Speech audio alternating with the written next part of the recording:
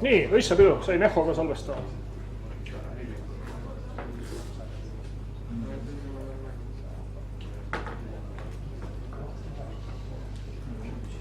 Kuulge, kirjuta Joelile, et tal on salvestus vist ikka 314. Ma pidin mingisuguse eksprompt salvestuse siia panema. Loodan, et see jõuab ka kuhugi.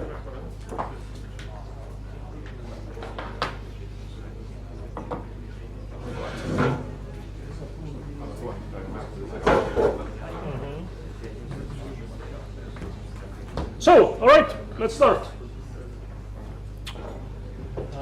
From somewhere. So first, remind me what we did in the theory. We covered all this stuff, definitely.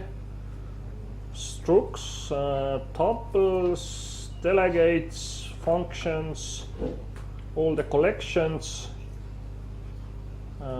stacks, all that kind of stuff, collection summarized. Yes. So we are just in the middle of the practical stuff. Okay. And since yes. I think it is uploaded. Where it was listed on the first slides, where all the materials are. I think, at least I hope that I did upload it. Let me see.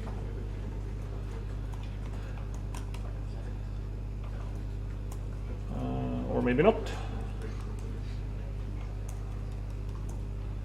Maybe I'm. Let me see. I found it. Yeah, at least Git is there. Seems to be.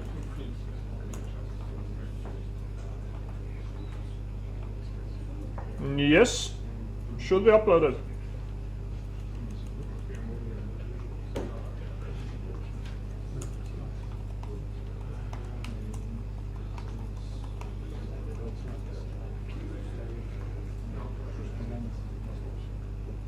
Yep, and it's up to state there. Did you find it?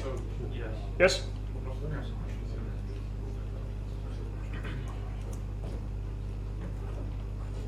Any more questions? You had a couple.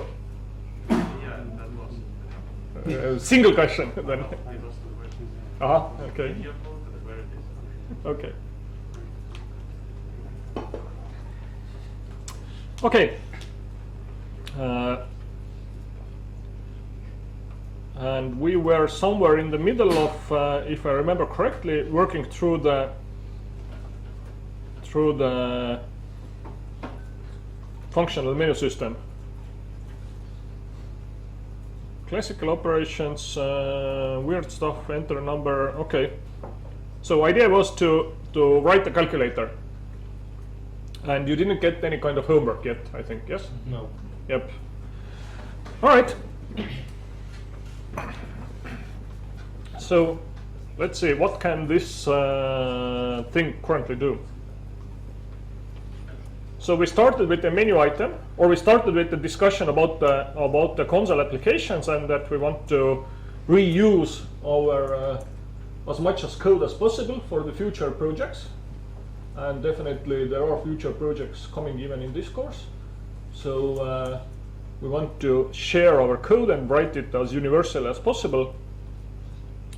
So since we start on the console side, we know, or seems to be, that all our console applications need some kind of interactive menu system to start with. Plus, this is the nice way how to test out or try out different collections. And most important, like 95% of the time of the collections we spend in the lists and arrays. So the list is probably the most common one in the C# of them all. So we started with the menu item, and which basically has only two things: a title and a shortcut, at least initially. Or maybe it should be in the other order. So first is the shortcut and then it's the title.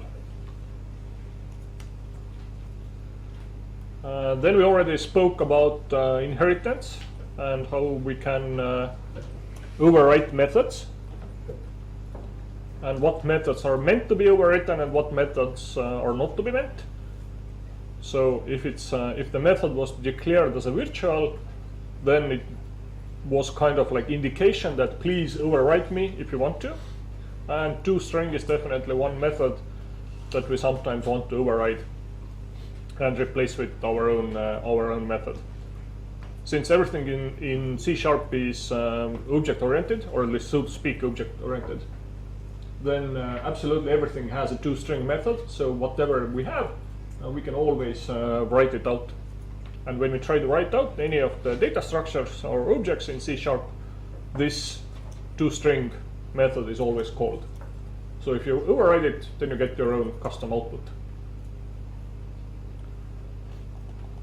And then we also did write some kind of constructor here, where we at least test that stuff is correctly initialized. So the menu item has a shortcut and has a title, and those can't be empty. And the set method on the property is modified to the private. So from the outside, you cannot modify the shortcut and title anymore. All right, so this seems to be okay. So at least initially. And then we had the menu itself. So menu itself has what? List of menu items, initially empty. Okay. Then there's this command run. Should return a string, but doesn't return currently anything. Or it returns an empty string. And then we have the command output menu, which will do what? Will iterate over all the menu items that it has currently, write them out one by one, and then just doesn't do anymore. Some kind of divider here. Okay, so the menu system here isn't that much working currently. We're not doing anything nice yet. So let's figure out what our menu should even look like. So what kind of functionality we want to have from our menus.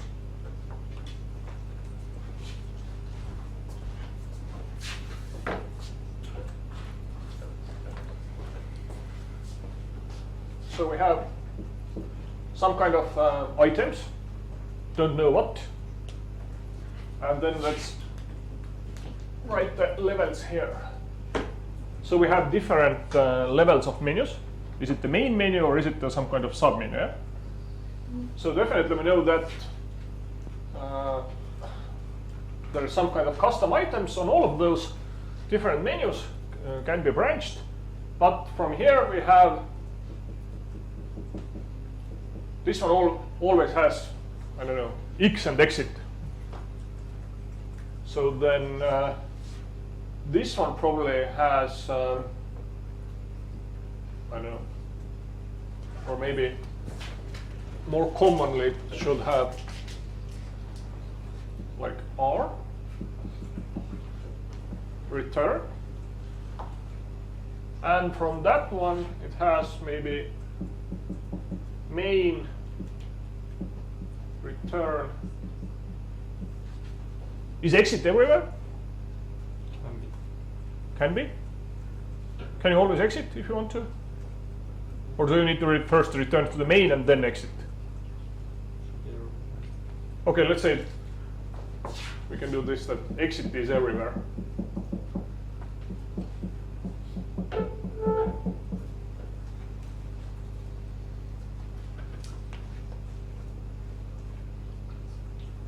So it seems that we need something like that, like this. And plus, when you design or do something like this, so hopefully everybody remembers it. I just clean it out. Want to draw some more?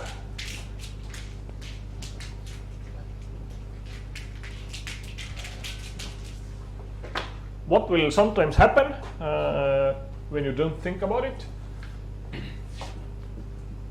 is this. This is your, let's say, main menu, yeah? 0. then from here you branch to the A0 and let's say, I don't know, to the A1 menu. From here you can go to the E0 and let's say B1. This one goes to the, I don't know, C0, C1. So we have this kind of tree structure. You can go from menu to the submenu to the submenu to the whatever submenu. Now the question is, when you want to go to the main from here, what will happen? How can you return to the main from here? Through A0. Through A0. Yeah. Bonus points too. What will sometimes happen with you is that you will not return. You will just call this menu. So basically, what will happen is you will not return anywhere. You will just go to the 0 and then go again to the A0 and then to the B0 and then from the A0 to the B1 and then you go again to the main and then you get like run out of memory somewhere finally. So don't do this. When you want to return, then you actually need to return to here, from here to here, and finally somewhere here is the entry point.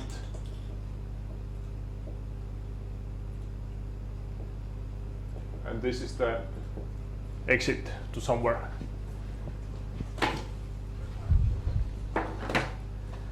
So don't do this that from the you just call again and initialize this menu from the scratch. Then somewhere you run out of the memory and stack space and your computer will crash. So try to remember that one. Hopefully. The same happens if you do any kind of sorting and if you try to do recursion. You always have to think also when you do recursion, what will happen when you need to roll it back, or it needs to roll it back somewhere finally.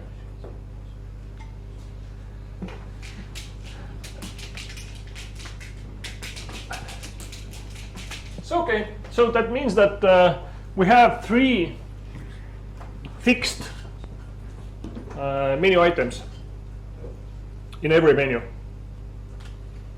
And depending on the depth of the menu, is it the main menu or is it the first or second level menu, second or more, we display different fixed options. Okay, so, but basically those fixed options are the same as the rest of the menu items. So we can just do something with them. So what to do with them? How can I define those here? And there's like different problems arising with it. For example, let's think about this. We have our menu here. Is this okay? Can I define the same shortcut twice? No? How can I avoid it? Check. Yep, some kind of check has to be somewhere. Then probably I also need to know that what kind of level of menu is it? Is it the root level, the 0, the 1, or 2 or more? That adds those fixed items. Then the next consideration is this. Will the list of items be fixed, or can I add dynamically something to the list of items?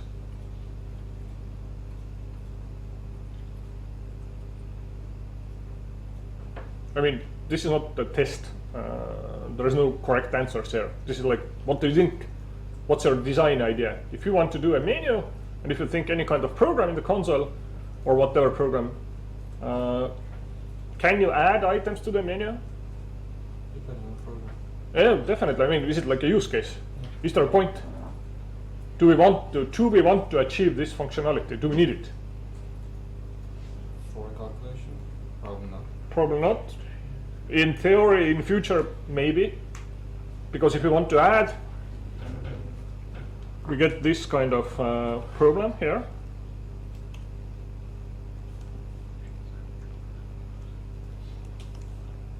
You have your A, B, C, and then you have what exit, return, and main, yeah?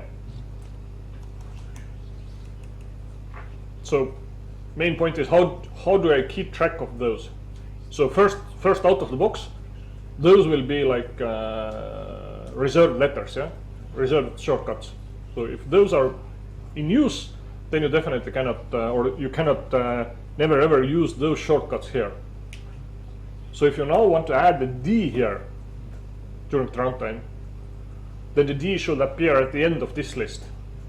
Definitely, probably not here. So seems to me that either I need like two separate lists, or then I need to sort them somehow, or do whatever with those. I know, maybe easiest out of the box will be like two separate lists, or let's say one list of items and then those three big fixed items. Okay.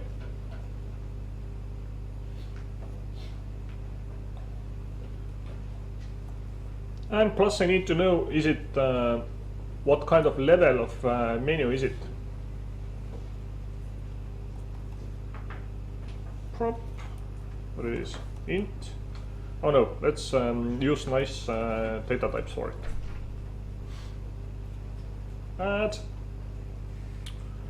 class interface, and we have such a thing here as an enum.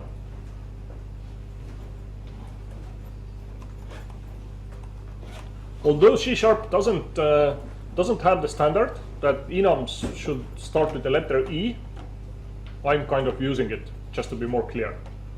Interfaces always start with an I, and types always, again, not mandatorily, but types always start with the letter capital T.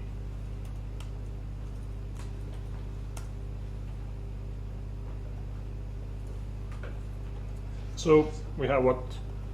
Root, or is the main? Okay, root. First.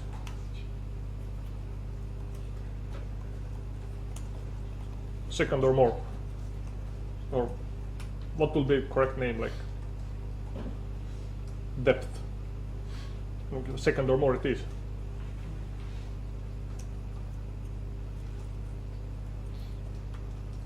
Okay. Now I can add a constructor here.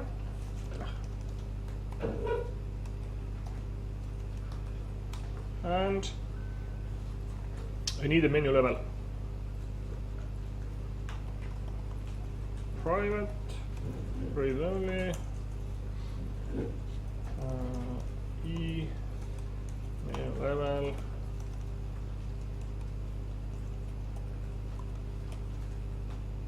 and let's initialize, when I have this shortcut here, initialized field from constructor.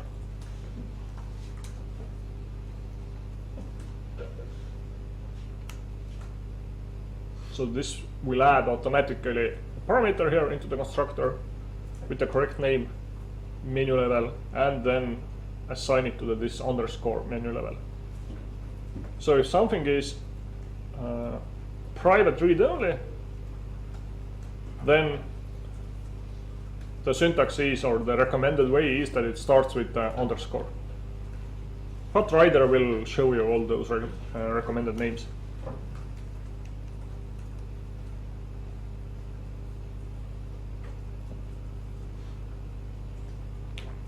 Okay, and then we have those fixed menu items.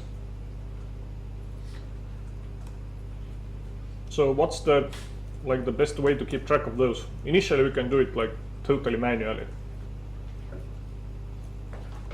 but those are still private.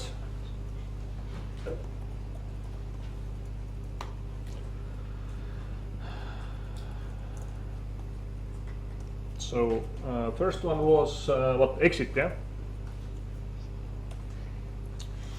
Menu item exit.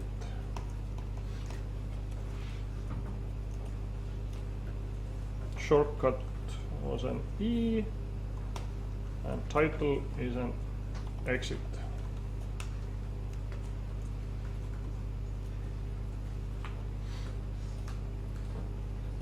Return.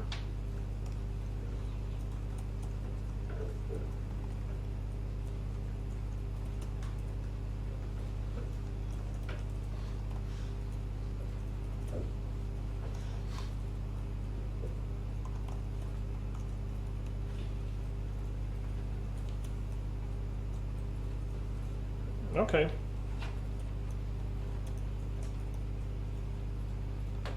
So let's output the menu. What it should look like. First we iterate over the menu items.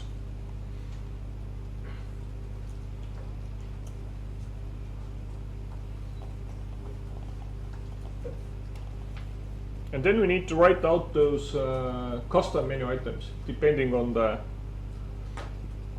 level of the menu. So we have this menu level.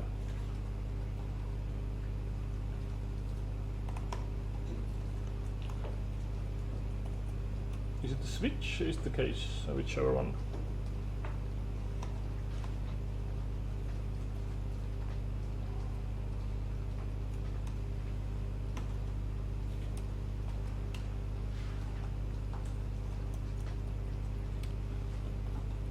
So what should be there in the root level? Exit, definitely.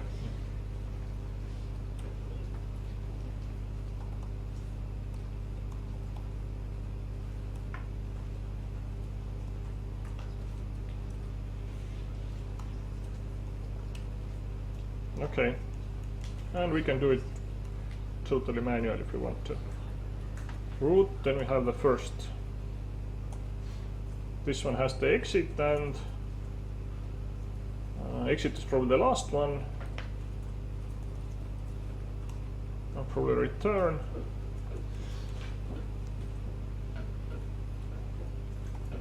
If it's second or more, then it's return to previous, then return to main.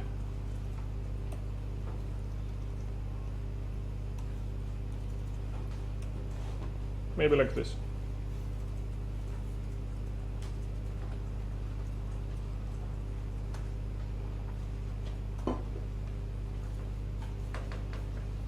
Okay, this can be written more economically, but probably this is like most readable. And definitely we can have else's here.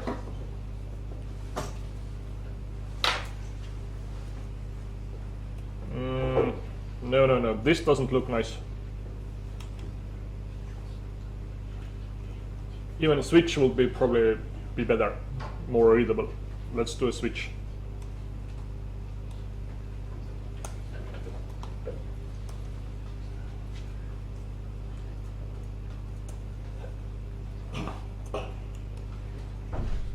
So what should happen here?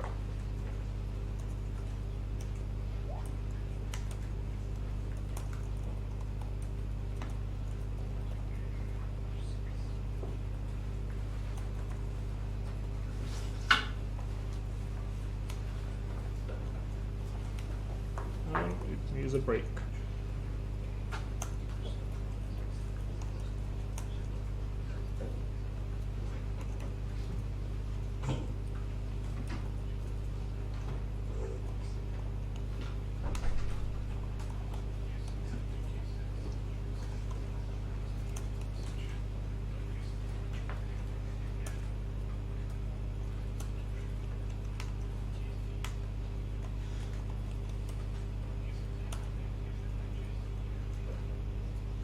Is this more readable than bunch of ifs? Probably. So we can kill that one.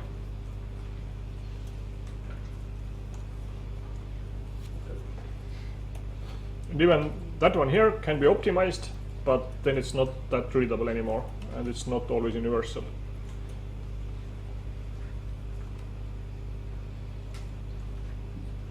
No, I don't want to have a default case here.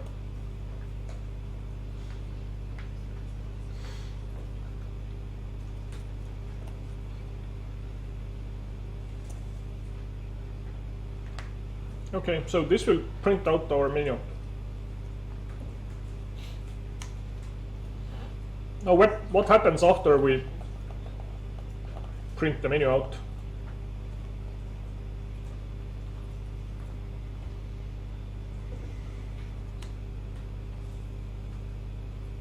Yeah, those can be made read only.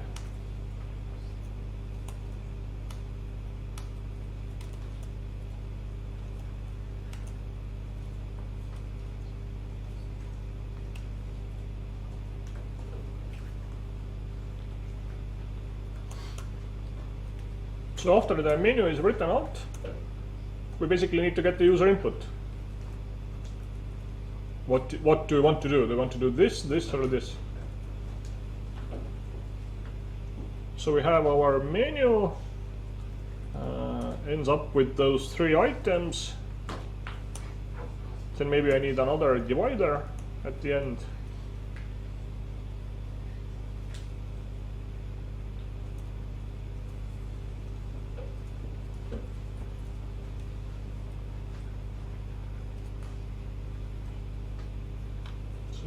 Then it's some kind of get user input.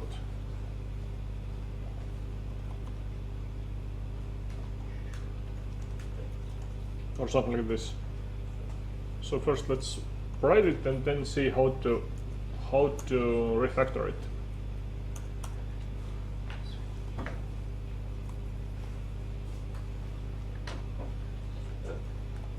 So first thing is some kind of what? Your choice maybe. And then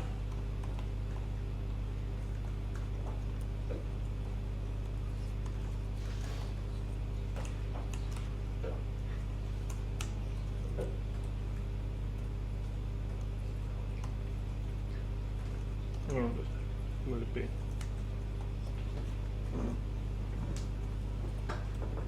Okay, let's see here.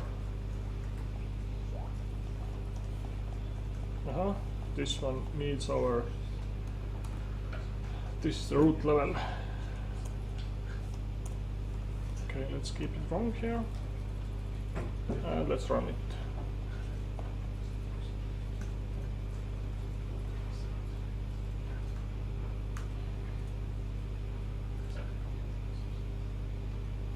Is this okay? A, B, C, divider, exit, your choice.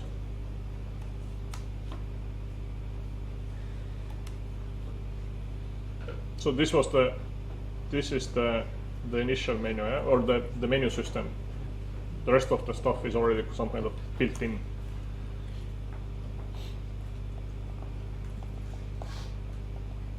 So okay, this looks okay.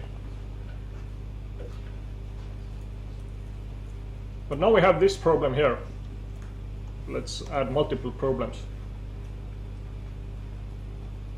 Those shortcuts will conflict with our menu items.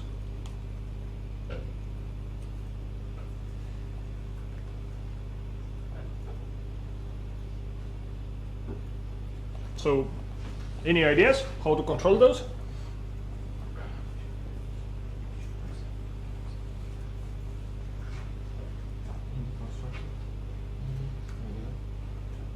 Yeah.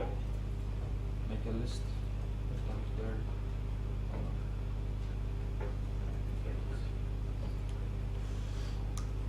So basically what we want to do is that we still need a list some kind of. So we have the list of menu items.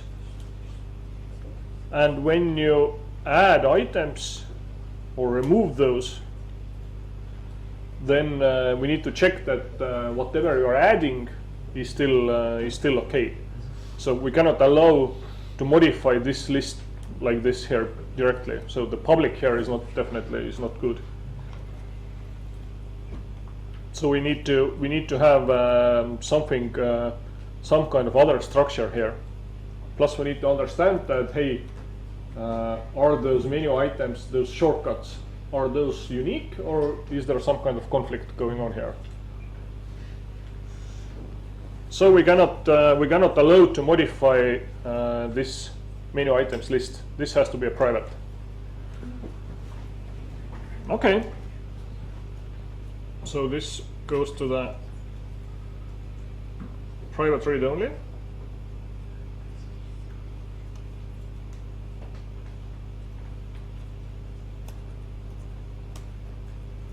Property cannot be. Oh, yes, it's not the property anymore.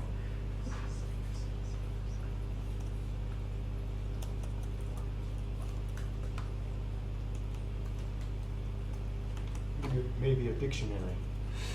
Definitely. Dictionary would be nice. But then we have problems with the dictionary. We have another issue. What's the order of items?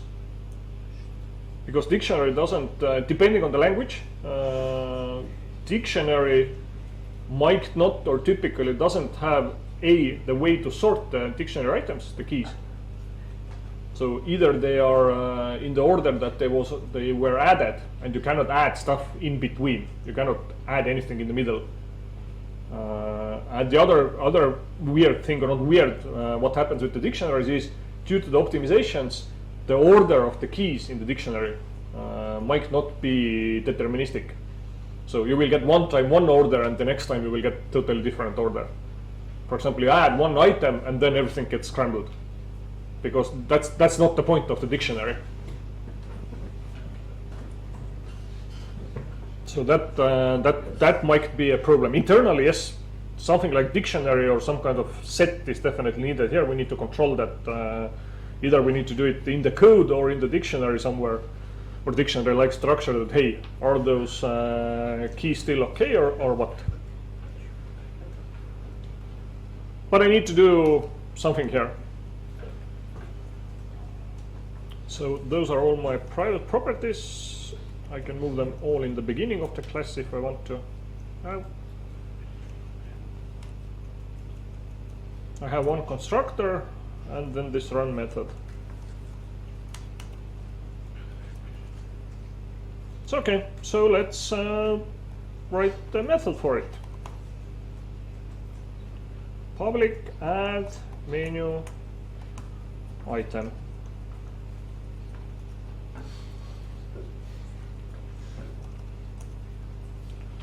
Will it return anything? Probably not. And it will let's just crash when something bad happens.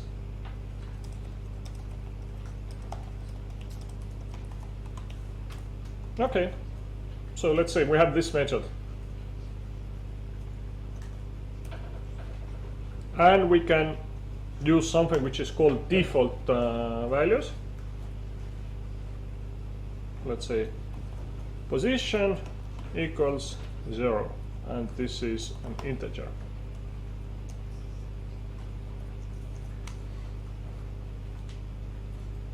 Or even better, equals -1.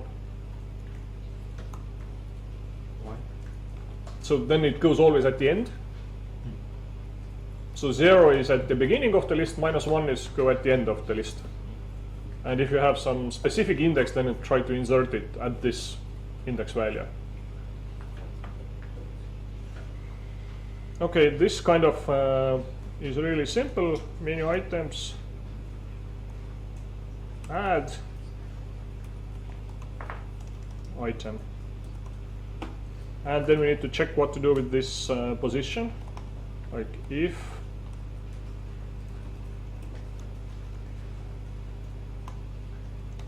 this is -1, then we will just add at the end, yeah? And in any other case, we will try to do something else. We have insert. What will this one do? int index. Yep.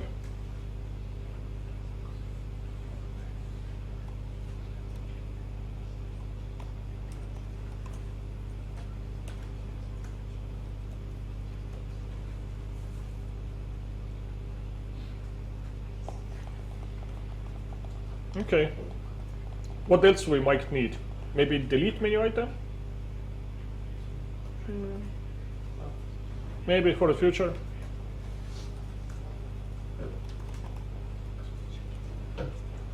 Goes to the just to the position.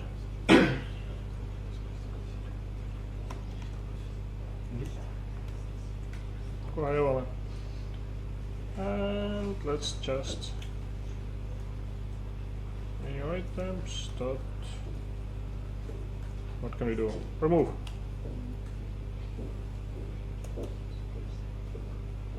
No, this is goes against the items. Remove it.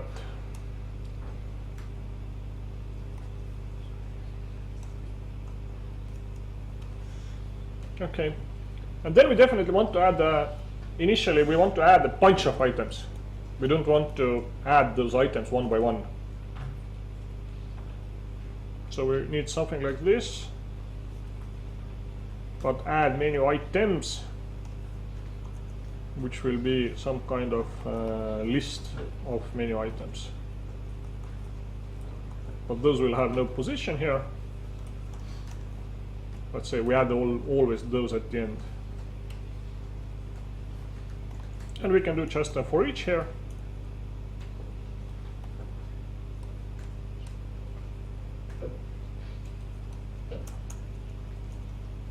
And let's just call this add menu item.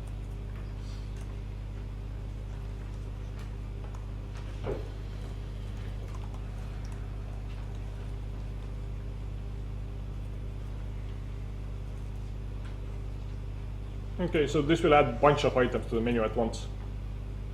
But we still need to do all the checks somewhere. So we are not checking for the shortcuts, uniqueness of the shortcuts or stuff like that. We just remove this menu items to the private. So this will be the menu items now. Okay, and the program. This one is to now call this method, add menu items, and we'll just add the list of those.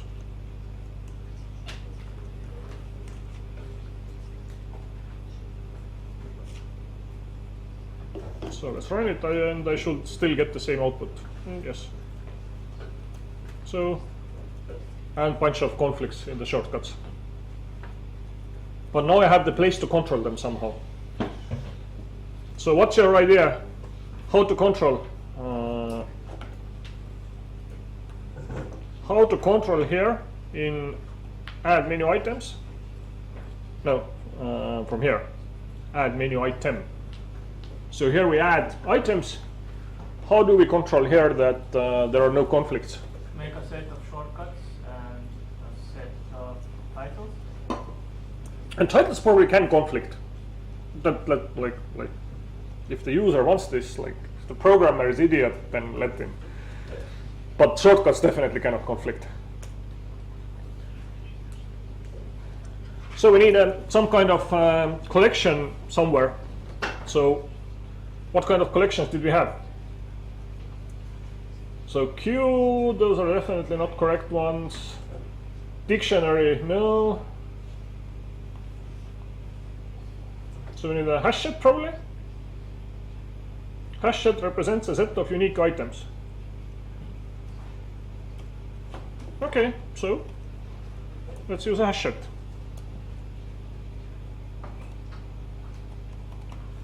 Private read only hash set of strings, yeah? Menu shortcuts.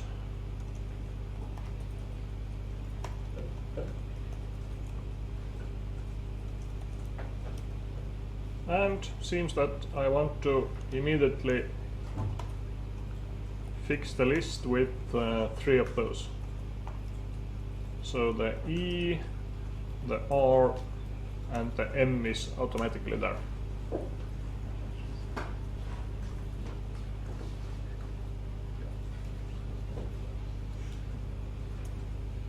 And now this is bad design. So this is what you will hear from me, and especially don't do what I'm doing badly. Try to do it better. The main problem here is called a magic string. So if you use a magic string in your code, you should only define it once. So now I'm using it here and here, but it's defined twice. So if I modify this to the, I don't know, this should be the shortcut. This is not updated. So only try to at least keep to this style that you only define those magic string once. There's different approaches how to do it.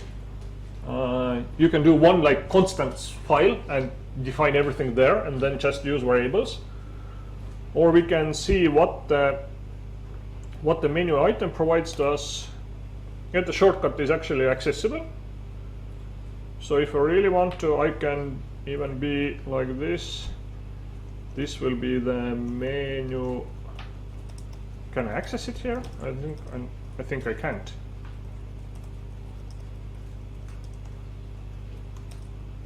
Okay, shortcut. No. There is a conflict. Non-static. Yeah, because it's not the static.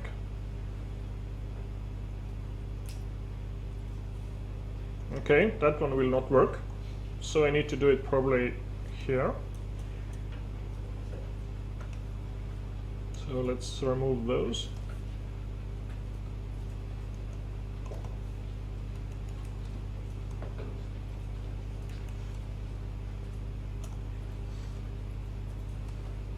No, it's the menu item exit dot shortcut.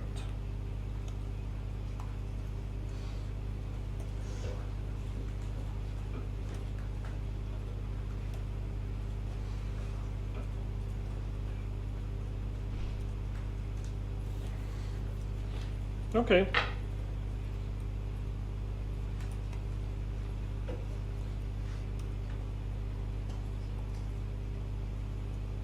Are the shortcuts case sensitive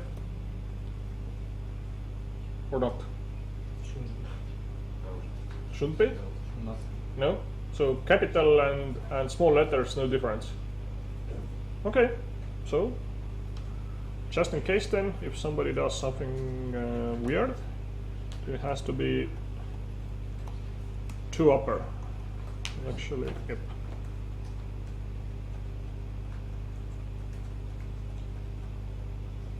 Then we are absolutely sure that it is uppercase.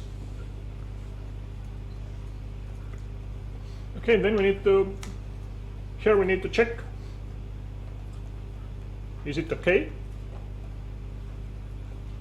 or not to add this item. So let's see, menu shortcuts. What do we have? Add. Adds the specified element to the set with the boolean. Overlaps. No. Also probably add. So let's say what will add do? Item dot shortcut to upper. And I think it will not complain if you add the stuff again. No, definitely cannot complain.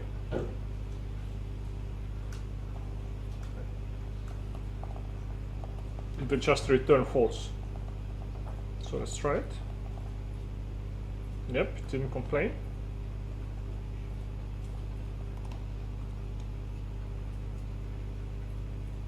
Oh, let me show you something else first. How to debug here. How to see that what the hell is going on. You cannot just always use console.WriteLine. Although it's kind of like classical way how to debug your software, it kind of doesn't work always. So the simplest debugging is this. When you click here somewhere, you can add a breakpoint. And then we have here this debug button. So when I click that one, it will compile and rerun it.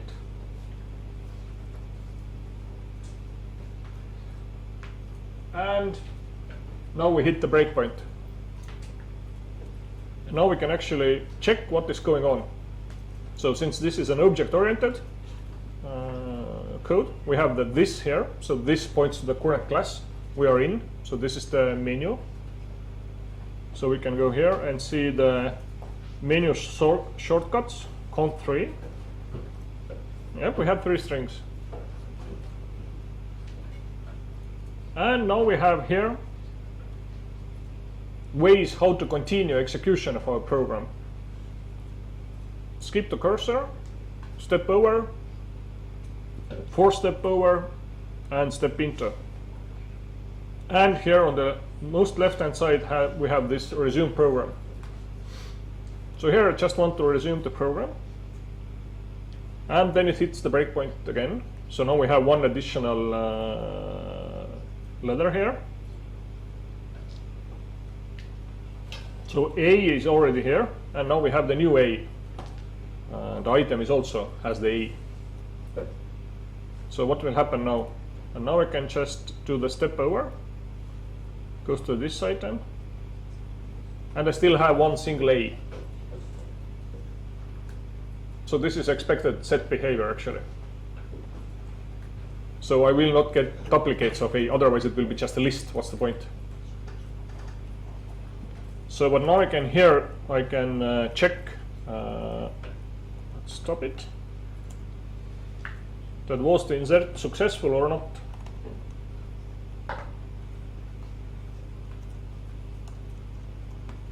If this is false,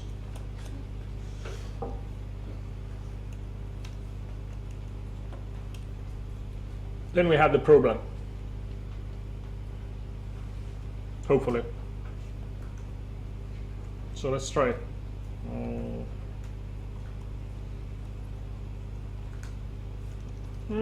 What shall even happen here? Because this is a program error, it's not a user error. Some exception. Probably exception, I think. It should crash just. We cannot run like this. So we have this throw, new, and then we have the bunch of predefined exceptions. So this is how you throw an exception in C#. There's probably some kind of application exception. And then just let's write the message. Conflicting menu shortcut. And we can do the string interpolation.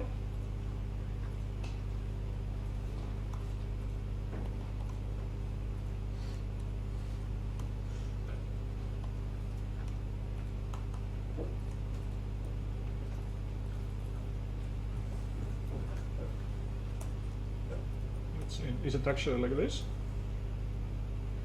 Yep. And we crashed. Conflicting menu shortcut A.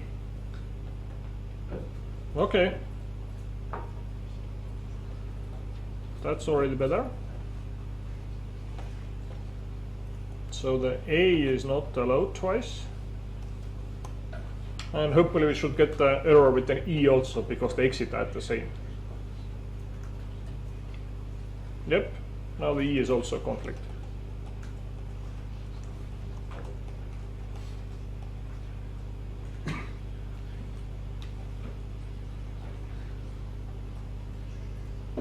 Now everything seems to be fine. So we have our hash set to keep track of the shortcuts. We have our items with the shortcut, with the title, and some fixed items here.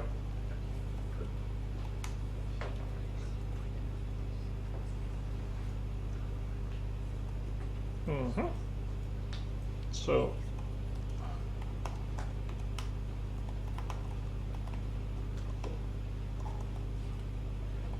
let me save the stuff to the Git. All right, let's take what, 15-minute break. Move around a little bit. So not sooner than 30. What is 13:30.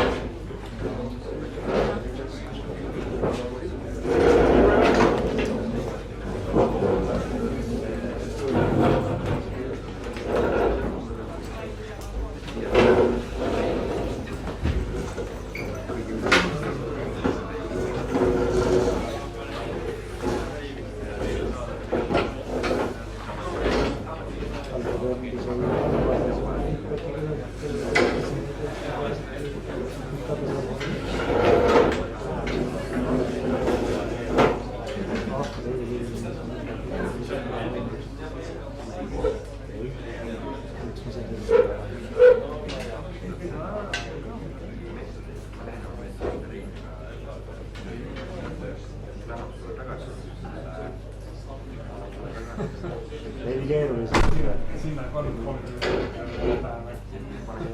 juba nüüd välja panna.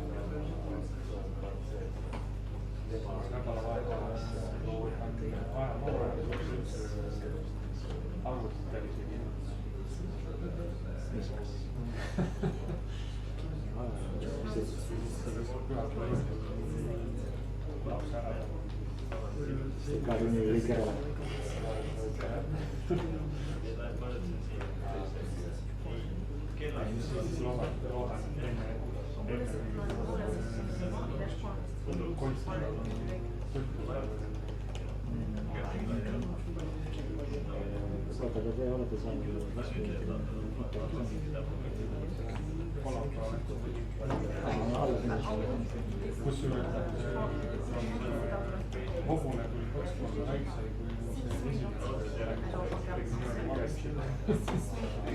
Ma ei tea, ma ei ole üldse unustusega ma ütlesin, et kuidagi kõige abstraktne.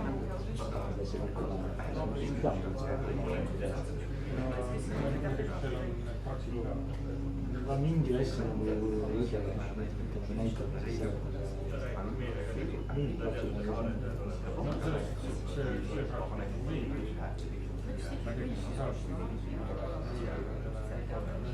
ja lõpuks on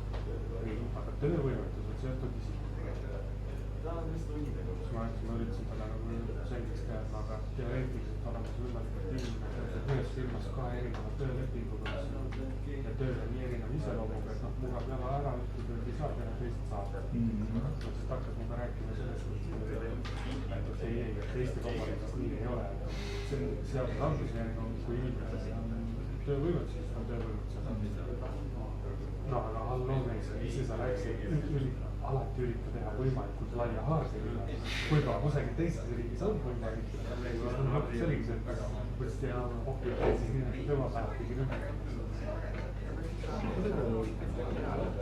Tegelikult on sümbol.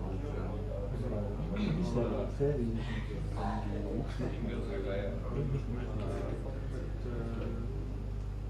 on üks kriips. Vot ma ei teagi, mis see kriips on. Tegelikult peaks meil üks kriips olema. Ta on see, et on üks. See on see, et sul on nulli. Tegelikult on see üks ka. Üks mitmega. See on kursus on mitmekuulis. Aga mitmega selles suhtes, et kõik on null olla. On ka sellised näiteks null ka. Vähemalt üks. Okei. Nagu ise alati räägid, 99% kui ei ole kirjutatud, pane see. Spämmis. Jah, see sümboolika.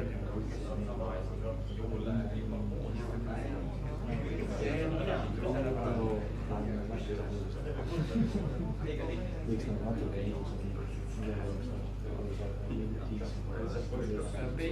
muidugi seal midagi sees.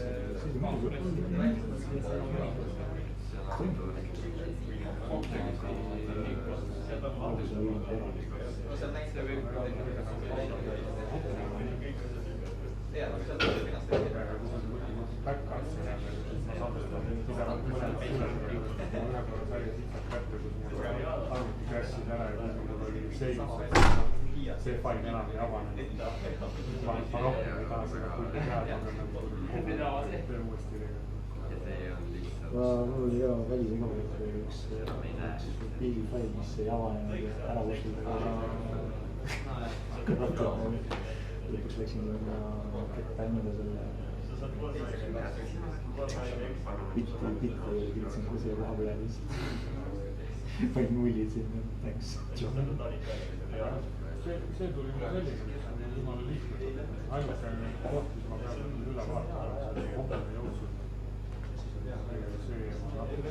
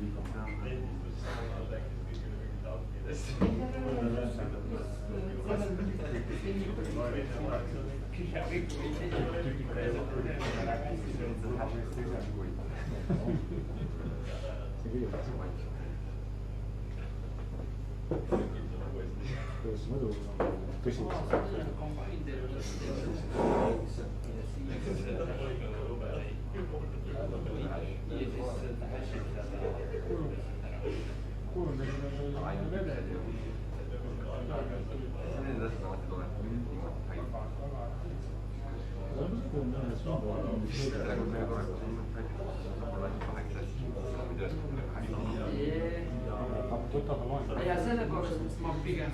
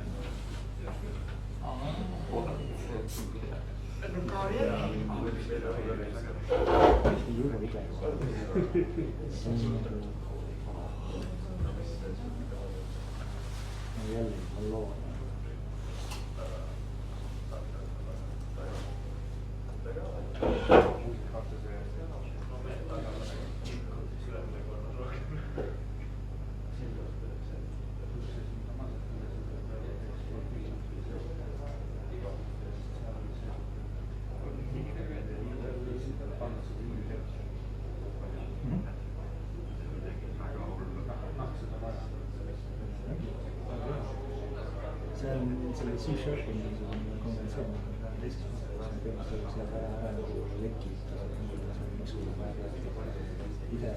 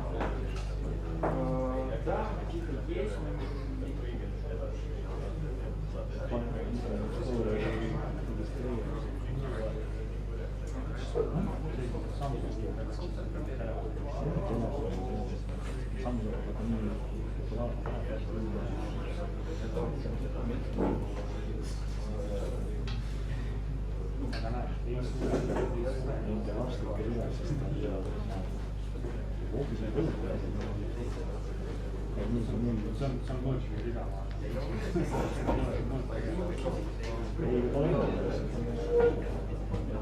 ei ole tuleva aasta juulis.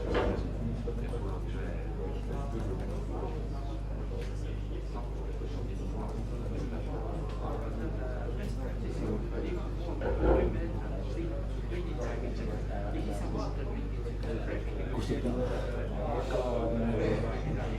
see on nii palju.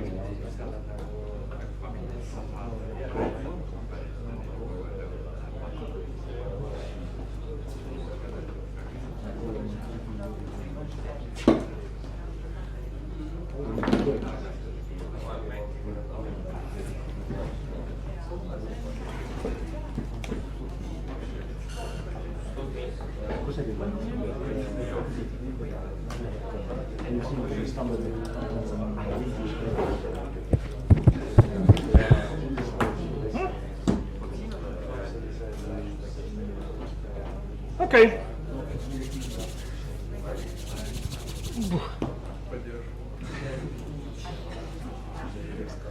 So what we have here, our choice main menu.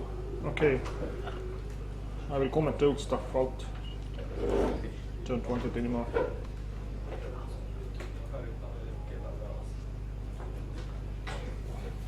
So now we have our items sorted. We have our shortcuts. Cannot duplicate those. You can duplicate titles, so that's up to you what you want to do with those. And now we actually need to deal with the user input. So we have the input here. We got the value. Now we need to validate it. Is it actually the one we want? Since we already know that our shortcuts are all capital, so we don't allow small letters, so we can. No, mul on mikker täitsa sees. Teamsi mikri on keegi mult üle võtnud, jah? Mis see oli?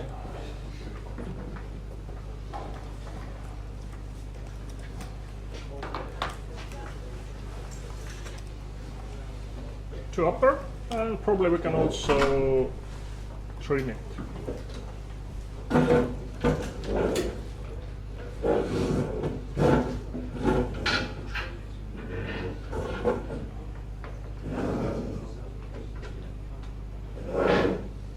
Okay, is input valid? So we have the menu shortcuts. Contains.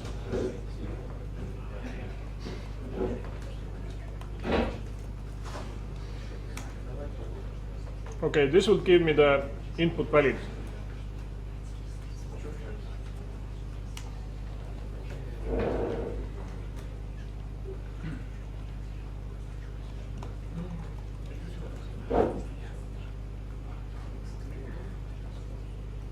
Probably something like this. And now I need to do what? Repeat as long as the input is not valid. So it's a do while loop.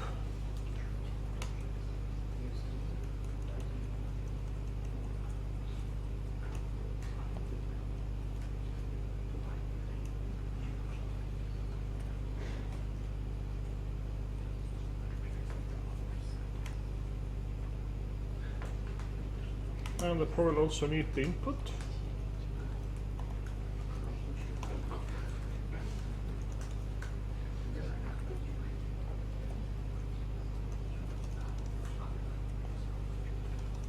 And finally I want to return it.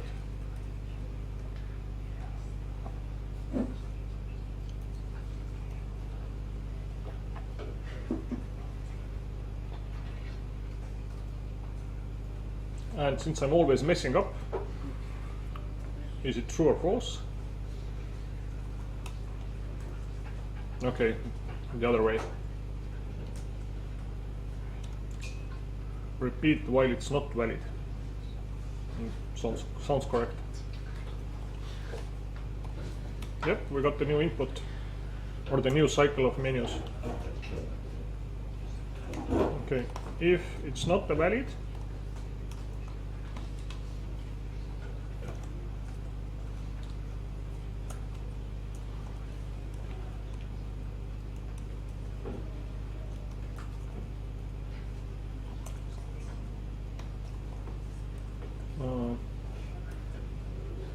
your choice is wrong. No. Unknown shortcut.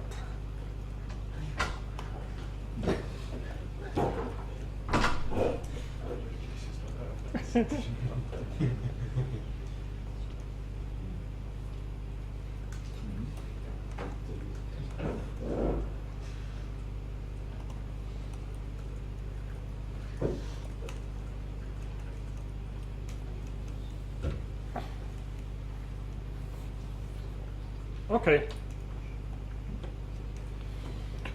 So far so good. And now I should actually do something. So when I get the input, what shall happen now? So if I look at the menu here, so if this ABC, I should probably execute something. And only in the case of exit, I should get out from here. So isn't one of custom shortcuts? Run the code. Is it game over? Payload. So those two options can happen.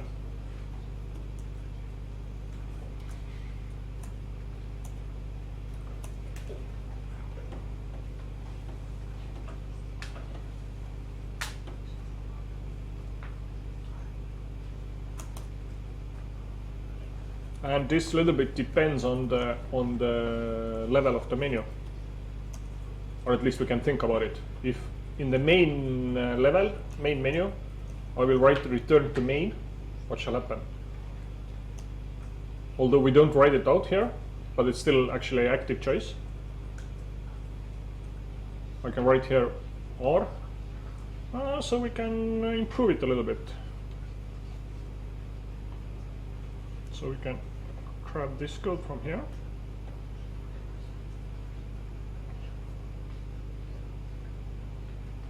Put it here, and let's improve the allowed shortcuts.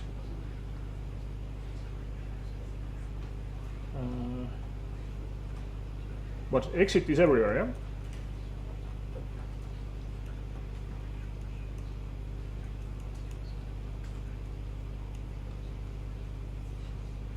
Return is here and here, and main is here.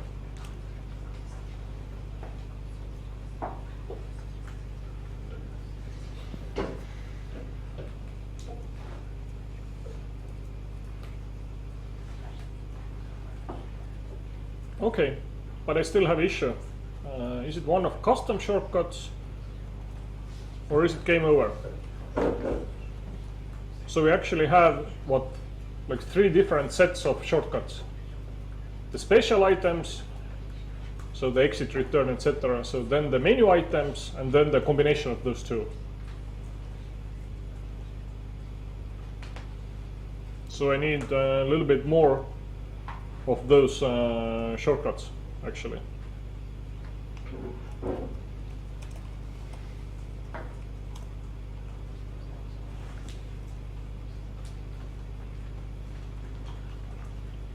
Or I need to divide those into 2 sets.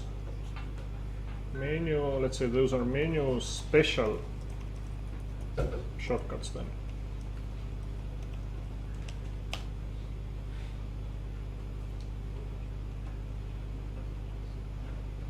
And let's add those here.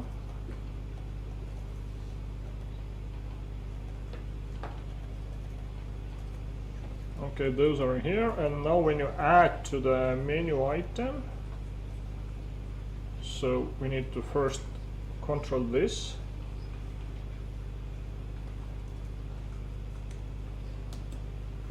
And then just the menu shortcuts.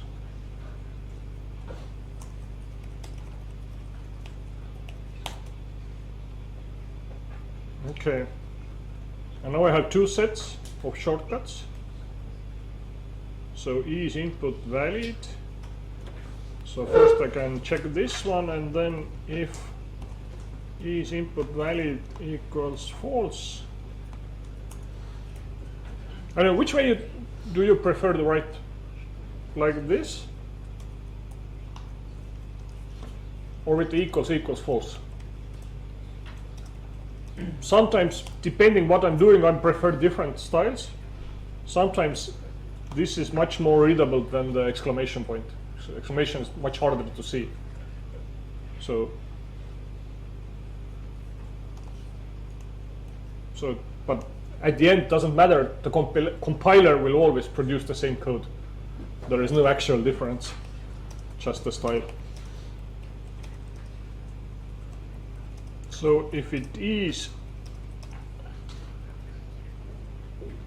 currently false, then let's check, just in case, let's check those menu special shortcuts. Maybe it's one of those.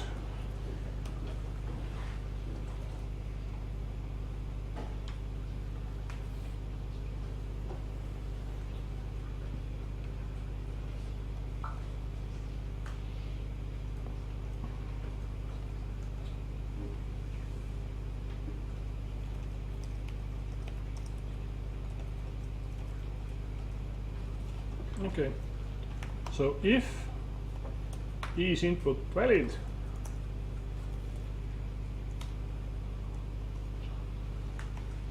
run some user specified action.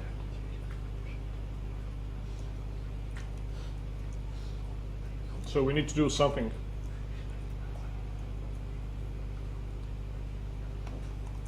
So else we go to this branch,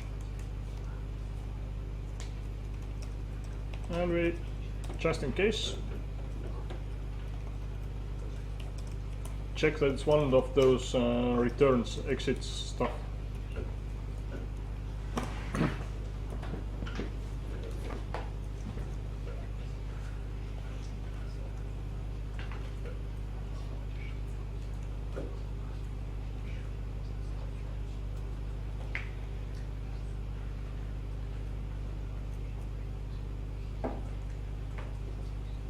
And now we need to figure out some logic here.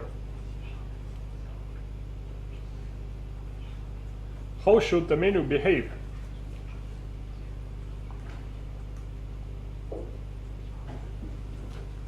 For example, let's consider here. When you enter any of those choices, what will happen?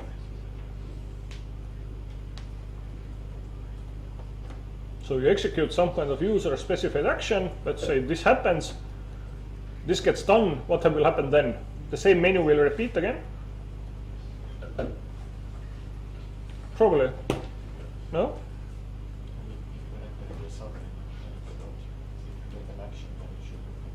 I mean, let's start with actions.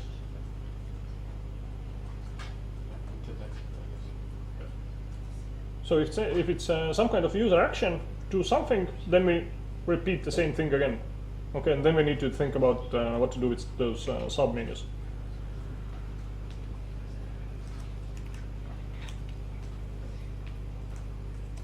Okay, so is input valid, else okay, then we don't repeat it like this.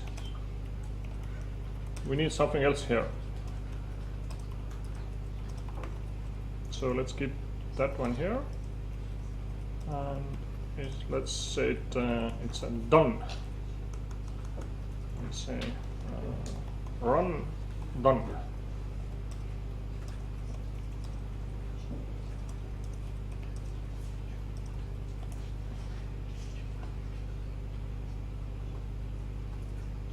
If the input is valid, so it's one of the menu shortcuts, then do something. if it's not valid, then we go into this branch. And basically we can say something like this, run done equals this one.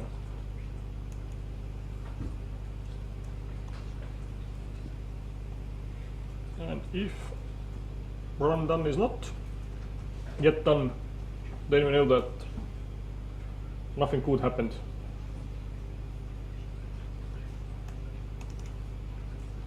And now we can just bail out. Input, okay. Run some user specified action, and probably we need to do, just in case if it's submenu,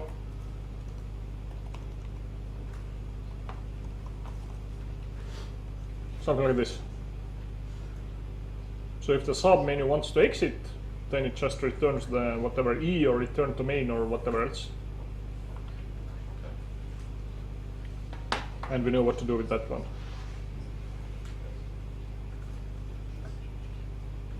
And we still need to think about this flow a little bit here.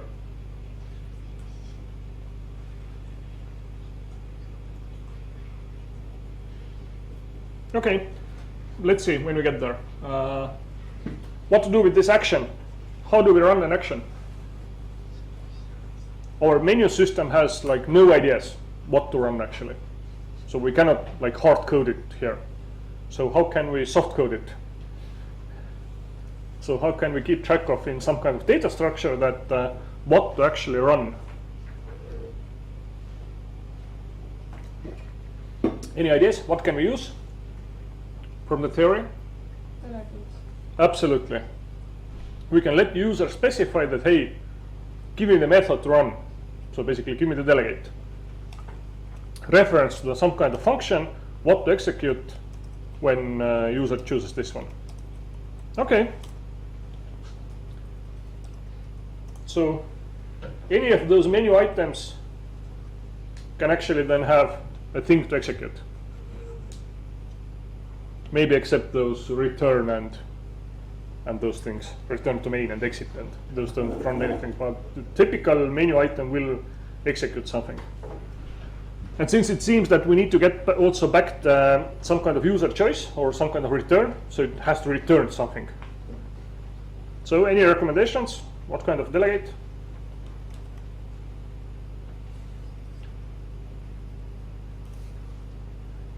Is there a return value? Yes, probably. We need to get back the user choice that something. Is there input? Don't know immediately. So let's say no inputs.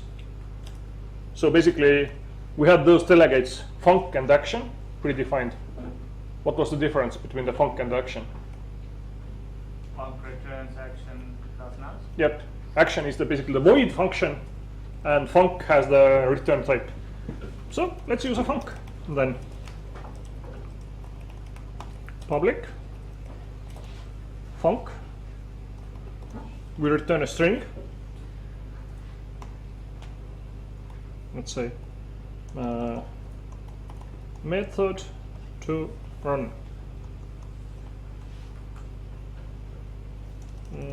It's a run method maybe.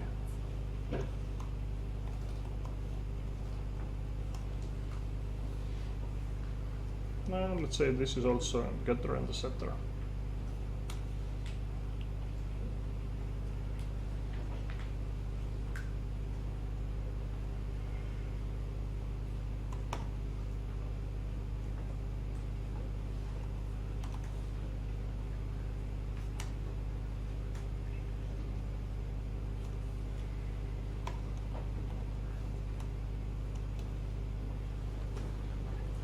Okay, now we have this method to run.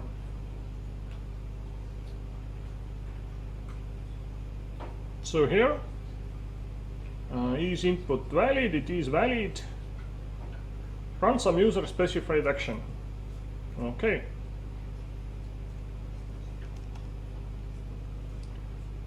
Let's run it. So first we need to get what action is. So we need to find what our actual menu item is. what's the best way how to find it? By shortcut. Yeah, we have the shortcut, but now we need to get the actual menu item. So we know the shortcut now, the user has inputted, we have some input value, but now we need to find out that what's the actual value. So we have different options. We can search for it. So we can grab our list and start to iterate over the list that, hey, where is it? Since the list is unsorted, it's just the order in the order that the items were added. So we cannot do any kind of like optimization there. We can just basically iterate all over the list until we find the shortcut. Doesn't seem really optimal. Maybe somebody will do like a menu of millions of items.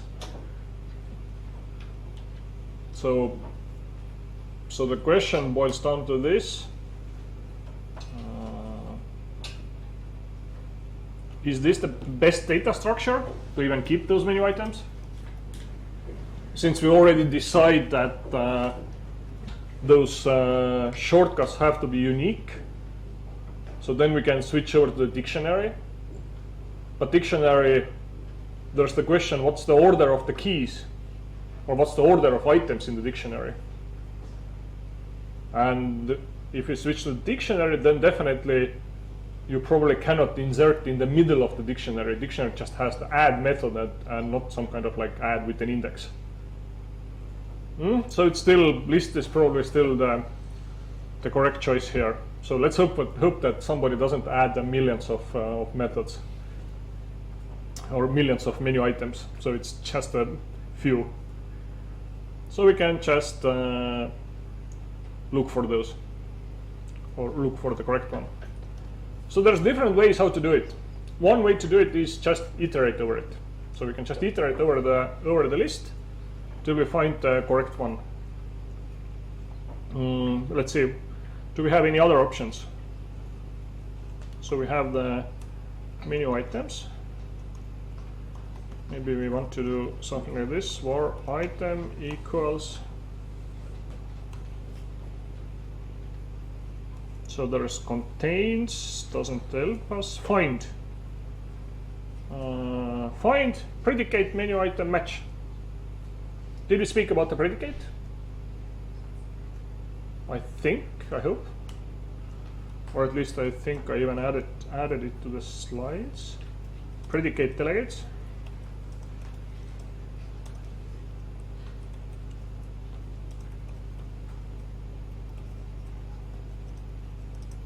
Is this doing anything useful for us? It's a predicate, one parameter, and returns a boolean. Is it really useful?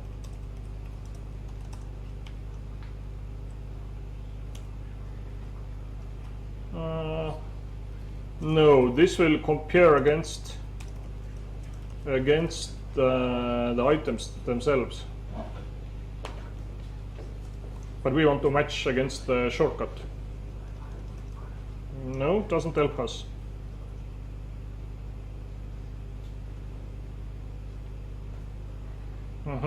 Yep, it's the predicate.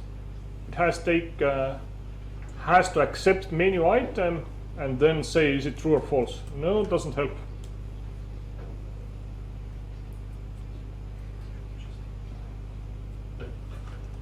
So what else is there?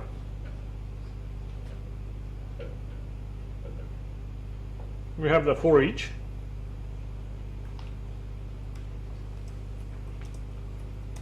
And then we have a bunch of interesting methods. There's a where, for example. Something which is called system.link. So what can we do with the where? So first let's write a manual version of the stuff.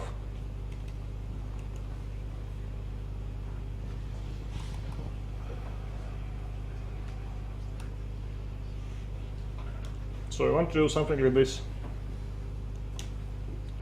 Menu items dot length.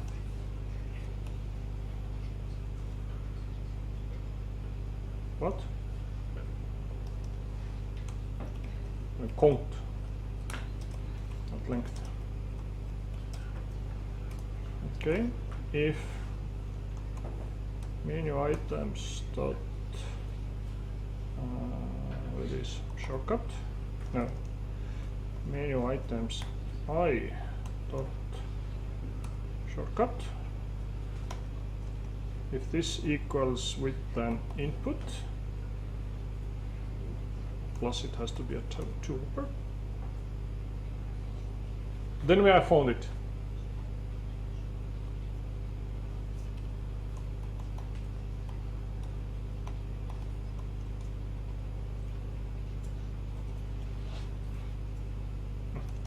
Why do I type those in the wrong order?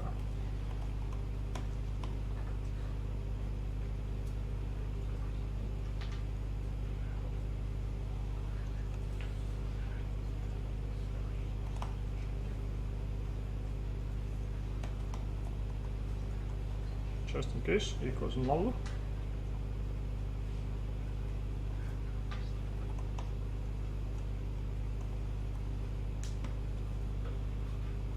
If it is not null, then we have found it.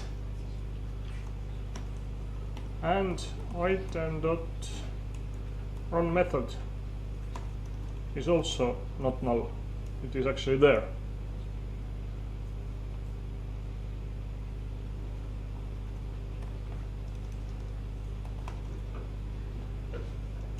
And then we can just run it.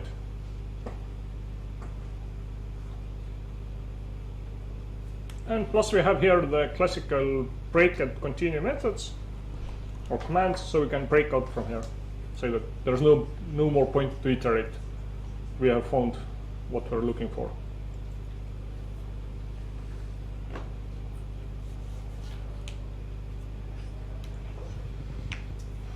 Now it seems that we have a bunch of optimizations. We can do invert if.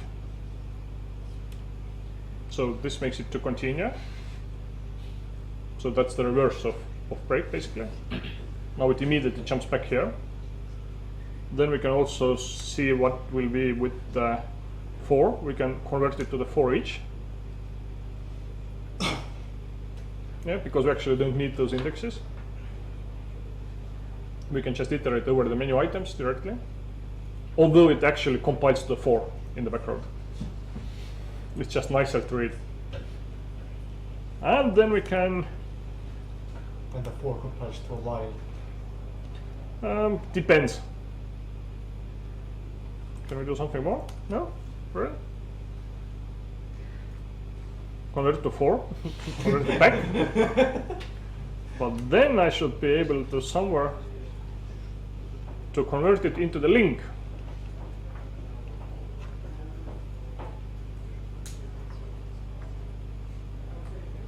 So this is basically the where and first and default and stuff like that. So we will speak about those link operations a lot, and we will use those a lot. And this is called the ling, is called, or it's the acronym from Language Integrated Native Queries. And there's actually two dialects of ling. One ling looks like SQL in the middle of C#. So if you know how to write SQL, you can also use that one. And this one here is called the method ling. So it's basically a bunch of extension methods. It just takes a list of items. So this is the list.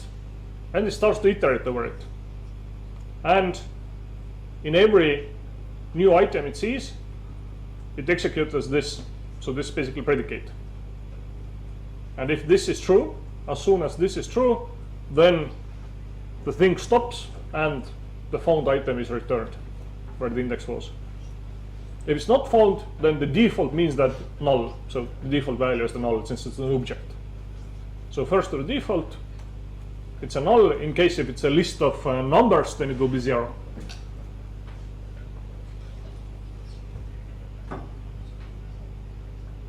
So and this syntax here, this is called the lambda syntax. So how to write functions in really short way, anonymous functions. You will get used to those. You will see those a lot. And we will speak about them in the theory also. So this makes this, whatever, how many lines did we have here previously, this now makes it into the one-liner.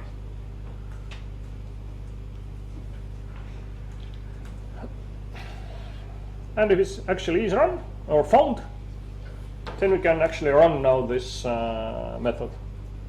What is this? Merge into pattern. What? Exactly. German. Merge into pattern.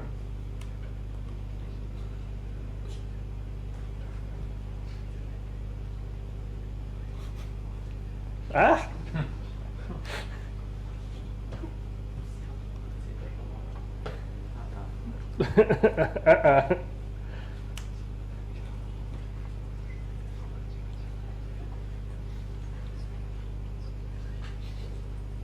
No see on natuke parem. See on arusaadav. See on okei.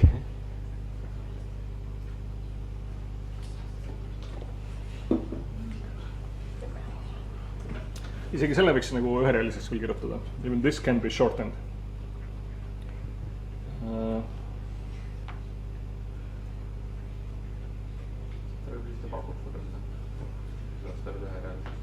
Nüüd vist ei paku, aga ma näen, et ma saan seda kirjutada, on ju. Input equals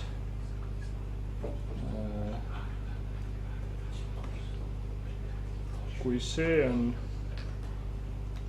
kirjutada selliseks, on ju.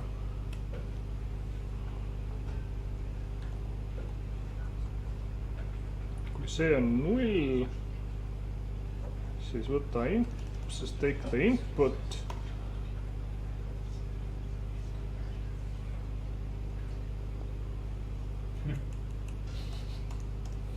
Function programming. Well, it's not really functional, it's just a shorter way how to write the if. So if this is a null, so this is the null coalescing, so don't execute this one if the item is null, and if it's null, then keep the input, otherwise execute this one.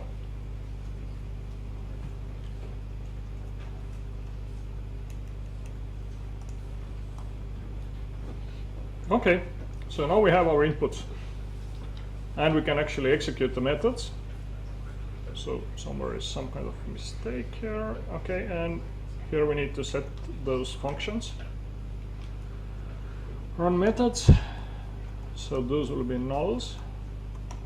Nothing will be done in those cases.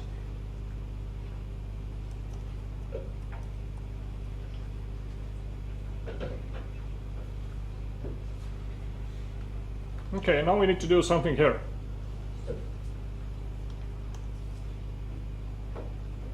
Let's say this is the run action, and say, let's say this is the submenu.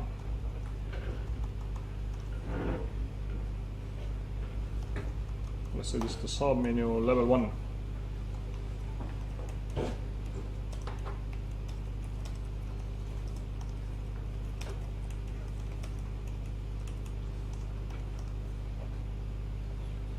So I can just kill the old stuff from here.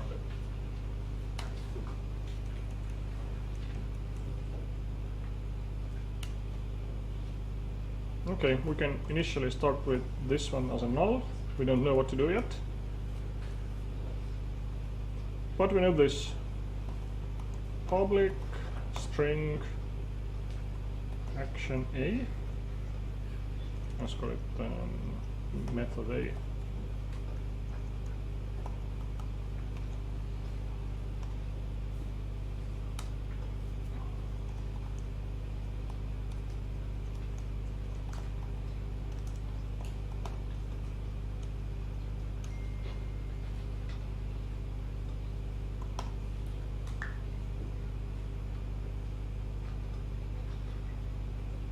And this has to be static.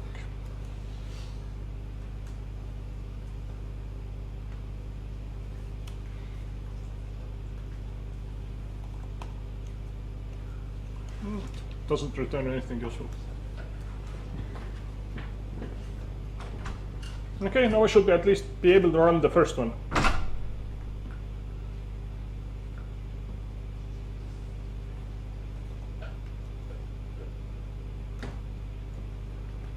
Can I? Yep, method A was run. Unknown shortcut. Emptiness, yes. Emptiness is an unknown shortcut, definitely. So we need to figure out what to do with our menu inputs.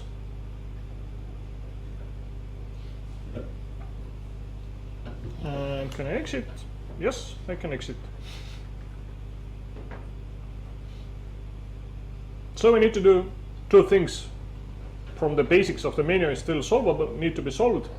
What to do with those submenus, how will those run, and then what to do with those return values. So we can try to add this one. Let's say submenu L1. This should be something similar.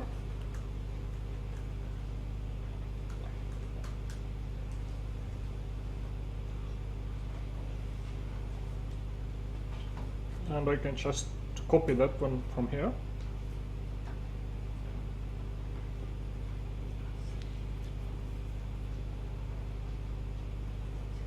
Let's just call it a menu. So this will not be a root anymore. This is first. Yeah?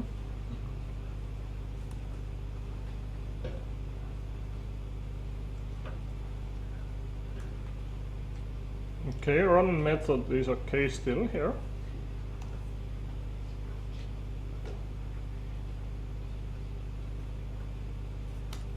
So what is menu run actually? Is it returning to us something?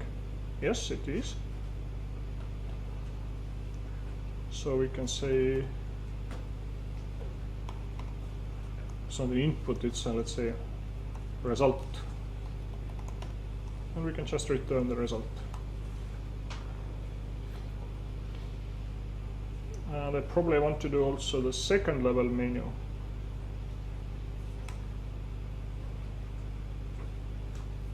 L2.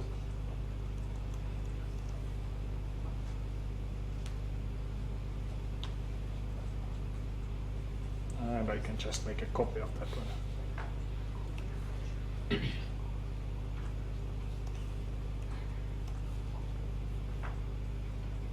Now I have bunch of menus calling out each other, and all finally executing the same method here. So let's see what will happen.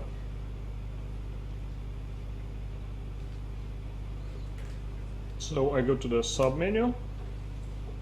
Yes, I'm inside L1, since now it's submenu L2, and I got the return here now. And if I do the S again, your choice. Okay, it's not anymore first, it's the second or more.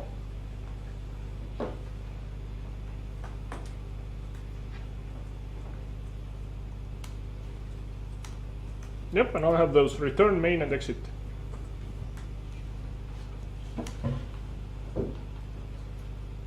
Unknown shortcut E. Okay. So now the only thing left is to figure out what the hell is going on here with all those different inputs. What shall we actually do with those? So let's try to think. So is input valid? We are inside the menu. We ask for the input. We ask, is it one of the new shortcuts? Yeah, menu shortcuts. If it's valid, then we run the stuff and we update it to the input. Okay, if it wasn't one of those,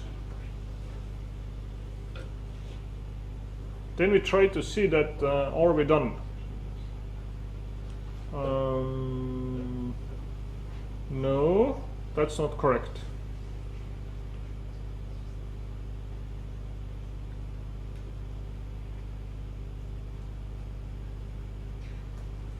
No, can't be like this.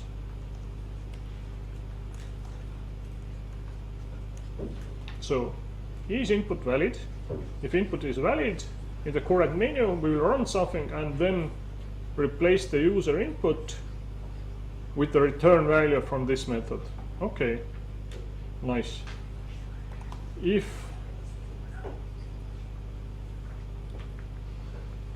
the input was valid,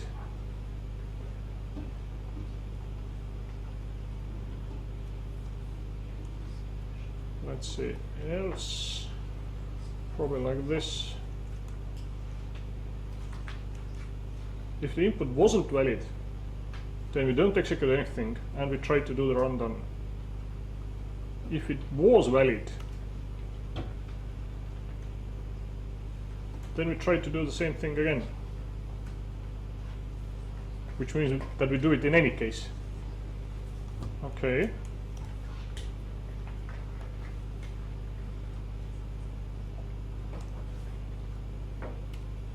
So we just need to hope that the user doesn't return, or the programmer doesn't use any of those special return types, E and X, and everything else should be okay.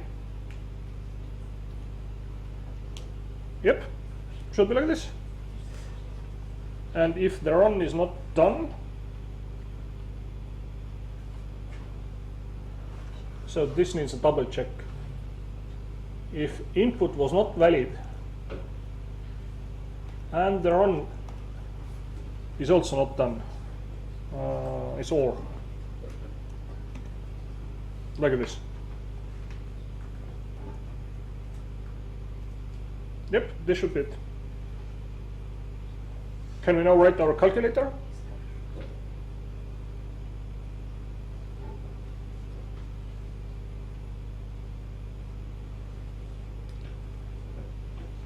Let's see, submenu.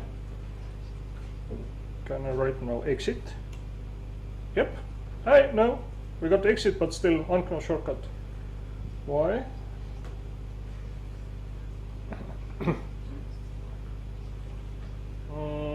Run done needs to be before.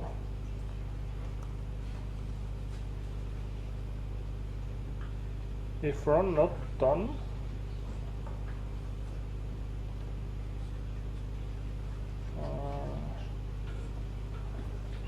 and still land, I think.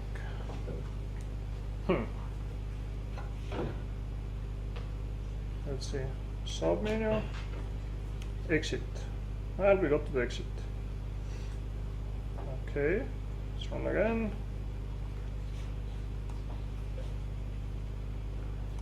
Submenu. Some more submenu. Return.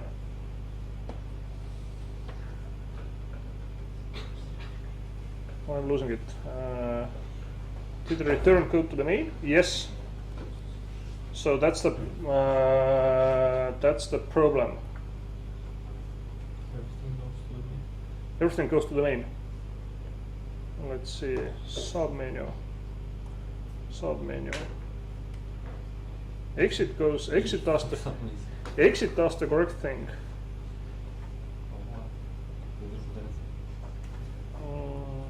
Menu special, okay. We need to think a little bit more, because now it depends. Okay, it depends on the different levels of the menus. Exit is there on every level. Goes down, down, down. Okay.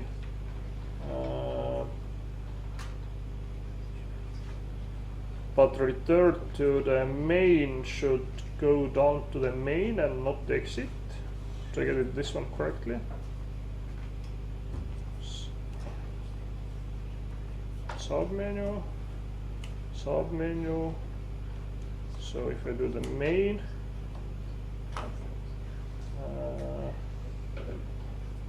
main shows me submenu L1, or L2, your choice. And if I do the R, so those are kind of like switched for whatever reason. Why? How is it even working? No, it's working because of those here. So here is only return, and here is main.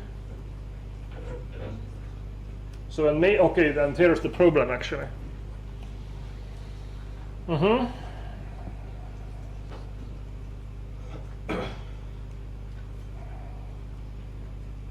So exit, return, and main. So those should be actually here. But then when we write those out, then we don't write those out. Yes, root first. Yes, like this.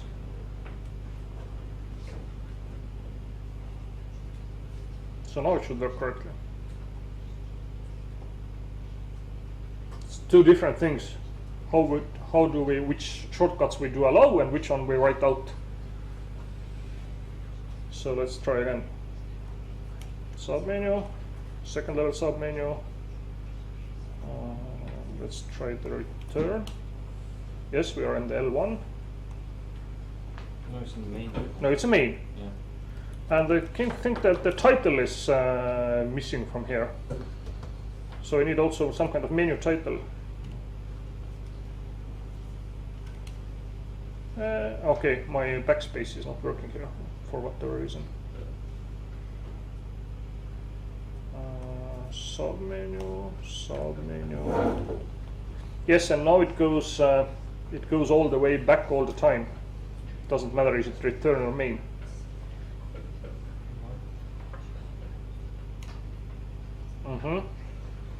Because it always returns it back, but it shouldn't actually. We always return the input from here. So if it is that one, the special one, which is this one, menu item return, then this one should actually just return once, go only back one time. This means that from here we should kill the shortcut. If input equals to this one, then just return nothing. Otherwise return the input.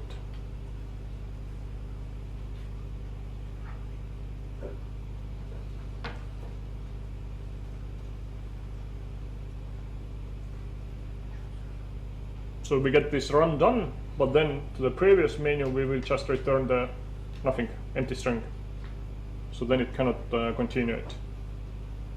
So from that one here, run method, this will be now empty string on the next run.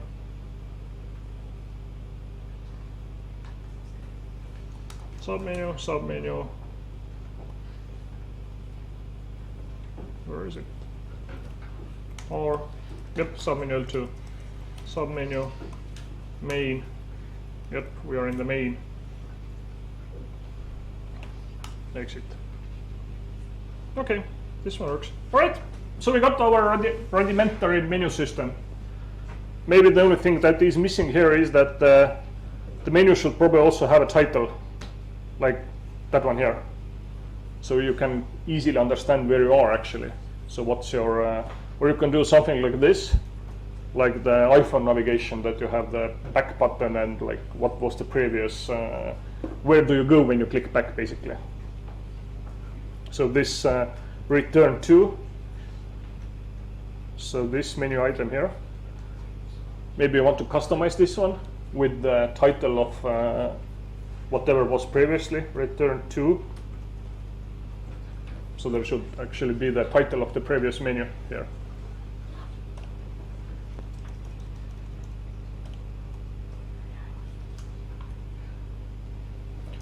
Okay, so we have our kind of system of lists and hash sets, and maybe somebody will want to try a dictionary instead of the list here. If you don't modify the menu, then it's probably okay. Then you don't need to check manually for the keys or for the conflicts. And now we actually, if we want to write the calculator as a first kind of real exercise, we now have our menu system, then we need to figure out how the calculator will work. So what kind of calculator? What shall it even do? Do you know what is a Polish notation? No? At least one yes. So to do the calculator in the Polish notation is a little bit easier, maybe. But not really, it doesn't matter really. So, but Polish notation is this. When you write this, a plus b, and then you want to do something like this, a plus b multiplied by c. So this is your like classical notation in mathematics. Then the Polish notation goes like this: a, b plus. So input first number, input second number, keep the operation. And this one goes a, b plus c times. So there is no parentheses in Polish notation. You don't need those. Or you can do, for example, you can write the same stuff even the other way. You can write C, A, B plus times. Because this plus will apply to those. And now you have C and whatever is the A plus B result. And now the times.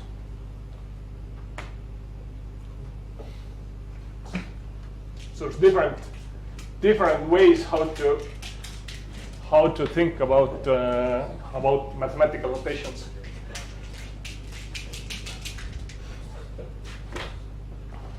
So, but how should our calculator work?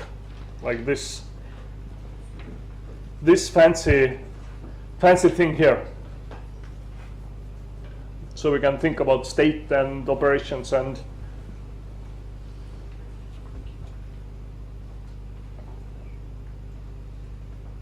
what will it look like? I also don't know. I have never ever written a calculator like this. There is definitely a way, so we can calculate something, but how? So first, let's start to think. We have basically we have the unary and binary operations. So unary is something like negate, square root, I don't know, maybe x squared. So those are unary operations. So there's only one operator to apply. And then we have the binary, plus, minus, divide, let's say multiply. So those take two numbers and operation. So we can start with this this approach at least. So we have the unary and binary operations, and for those we need two numbers. For the binary ones, for the unary, we need the one number. So what does the typical calculator like have initially? Like current number, yeah, current value. So we have like, let's say, I don't know, 7. So now when we do binary operations, you would do it in the normal notation. You do what? Plus 2, and then you press equals, yeah? Or maybe it's let's say it's an enter.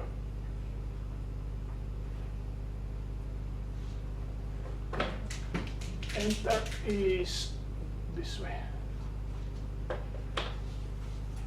Okay, we have the current. So the first input is always whatever is the current value. Then with specified operation, keep the new number, and when you press enter here, we calculate basically, let's say, equals 9, and this will be the new current value. Eh?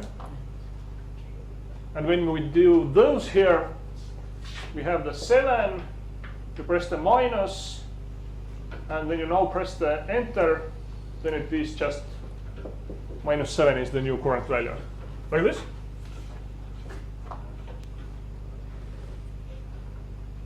You think? There's a conflict.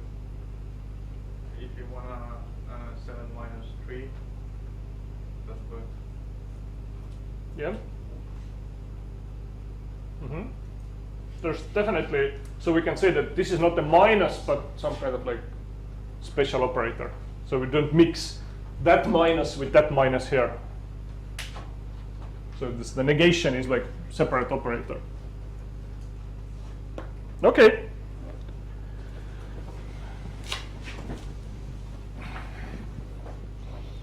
So can you do the binary ones? Or let's say, can you do the unary ones?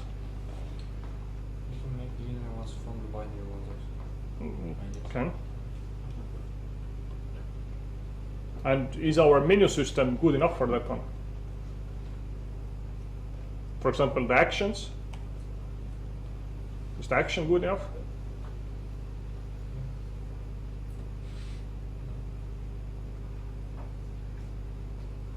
We need to keep the current value. Yep, we need to keep the current value somewhere, and we need to update it.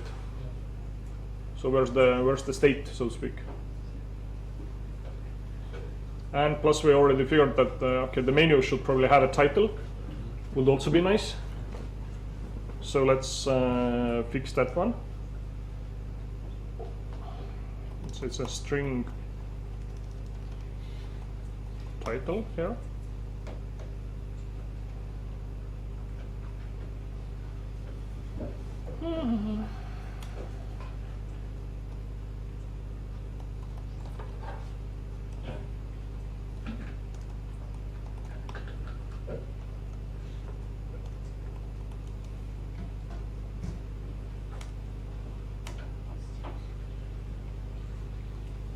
And we need to write it out. Where is our menu?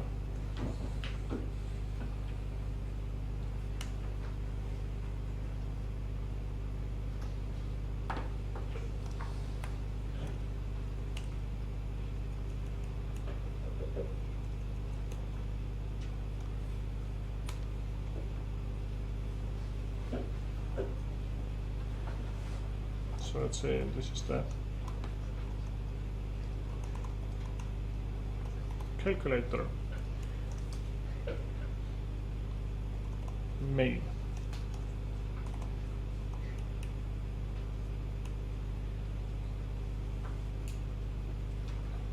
Okay, let's try to do it in more complex ways, at least a little bit. So we have the binary operation and the unary operation.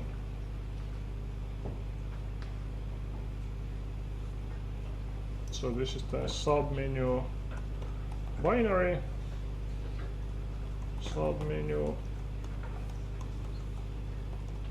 unary.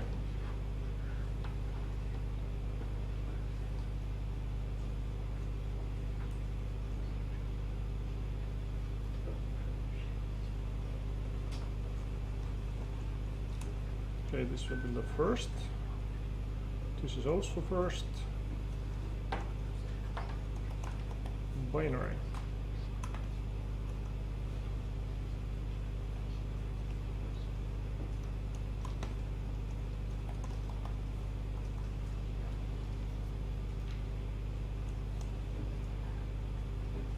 Okay.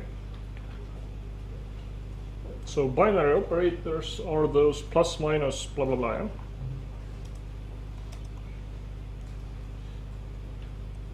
So this is the plus, the minus, divide, multiply. Shortcuts can be probably the same. Or the names, yeah. And when it's the unary ones, so this is the negate,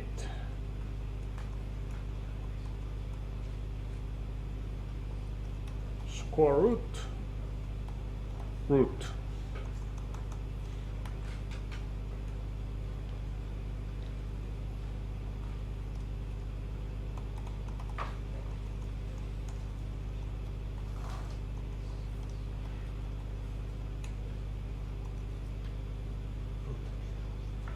Okay, but now we have like next level problems.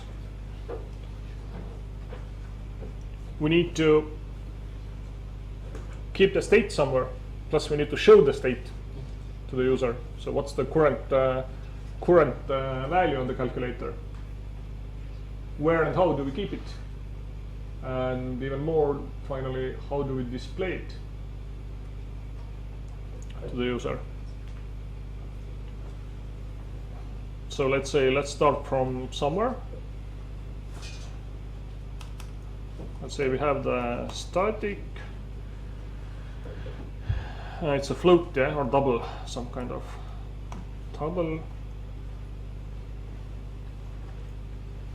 Calculator current value. Current display maybe.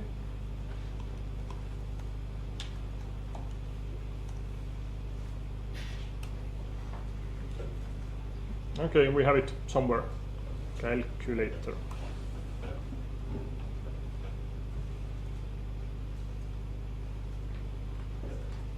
So this is now globally accessible. All right, nice. So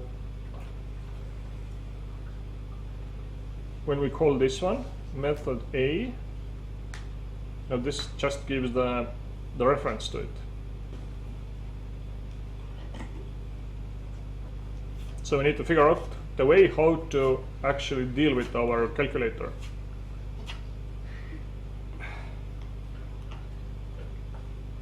Plus, how do we display the current value? Since when the main menu run executes, it doesn't take the existing value from here, and we cannot supply it as a parameter into the constructor, into the new menu, because then it will be just static. So we need to do something with it somewhere, somehow. Probably some kind of another delegate will probably help us.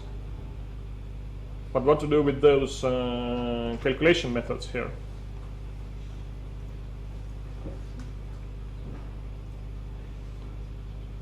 So let's try the right one. So it's the public static string, what is add, yeah? So basically our current understanding is this has to be an add, like this. Okay, so in case of the add, we have the reference to the current number. That one we have, this is global. We can access that one from here, this calculator current display. Okay, now we can try to do some kind of like stupid input here. Let's do something bad. This will definitely not be nice, but it is something. Okay, initially we can avoid a little bit the current program that we don't display the value somewhere. So let's display it now. Plus. Okay, let's say right linear calculator currently displaying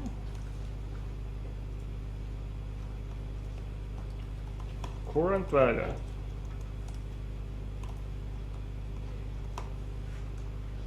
So this is totally okay in C#.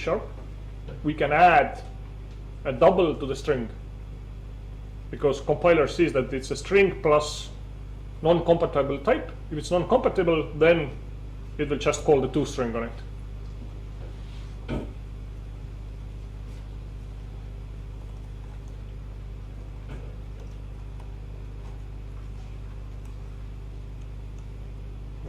Let's write plus.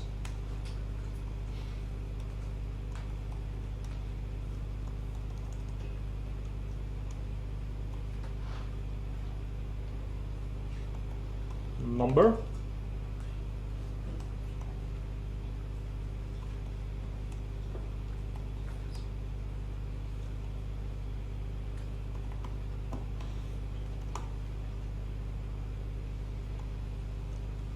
just in case, it's the trim light. And now we can try to do something like double dot. We have here such a method as a parse or try parse. Maybe try parse is better because this gives us boolean if it fails.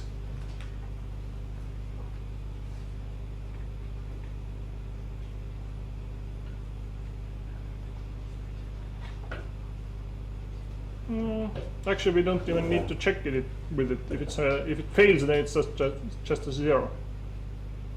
So we want to parse this one. Number style, and we need just an out.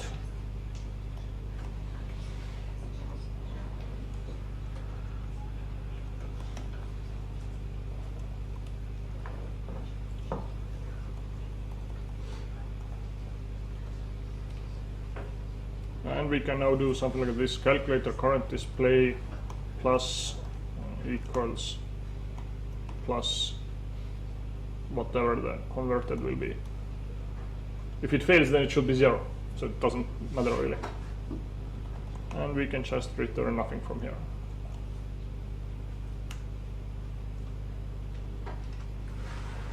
So is this working? Probably. Let's try.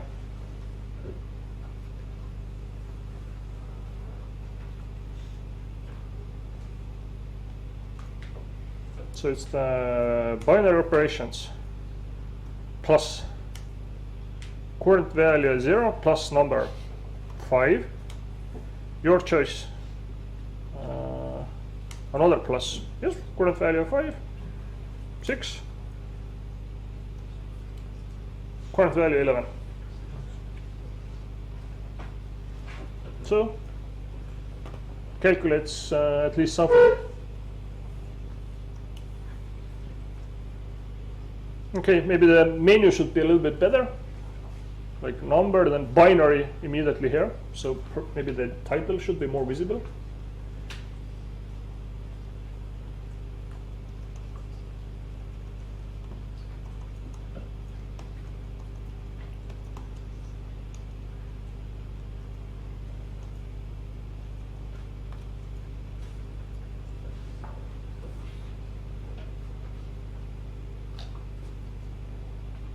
Calculator main.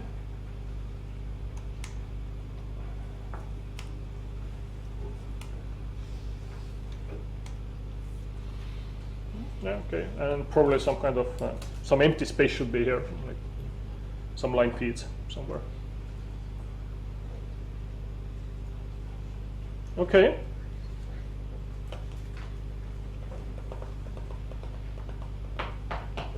All right, let's write down a home exercise. Everything is almost done. You just have to make it a little bit nicer.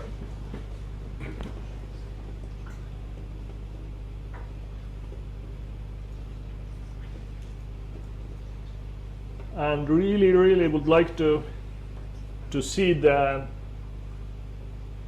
display of current value inside the menu. Shouldn't be that hard to do. Basically can be just an action. Just action to call, a method to call, and just print out whatever the action is doing. Or func and return the value and print it out here. If it's func and null, then just skip it. So maybe not all menus need it. Okay.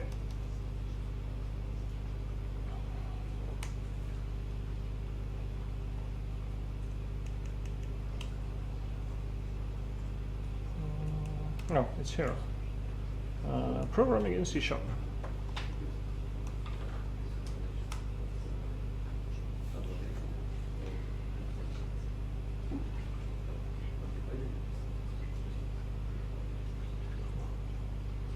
What? Give it back to me.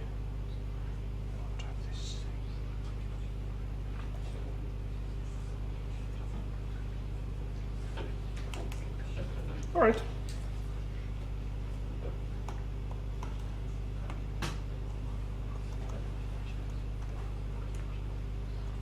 Or maybe even a little bit better.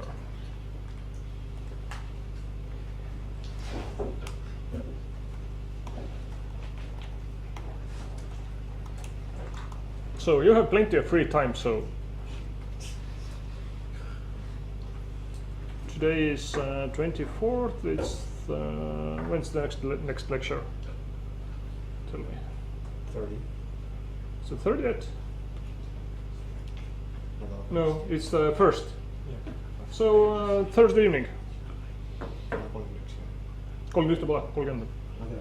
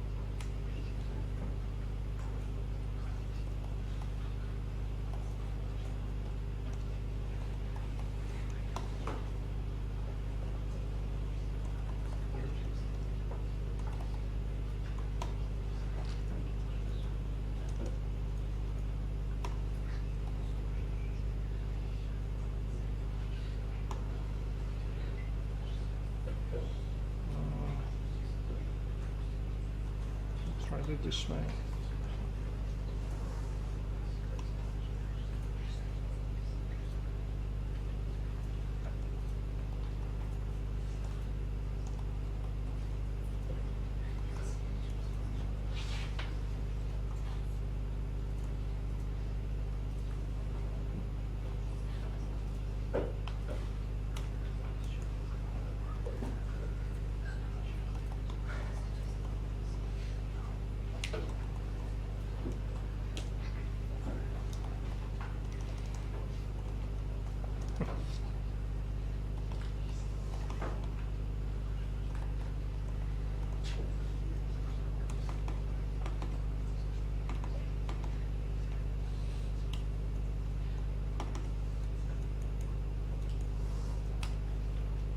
So let's see. Center. Ooh.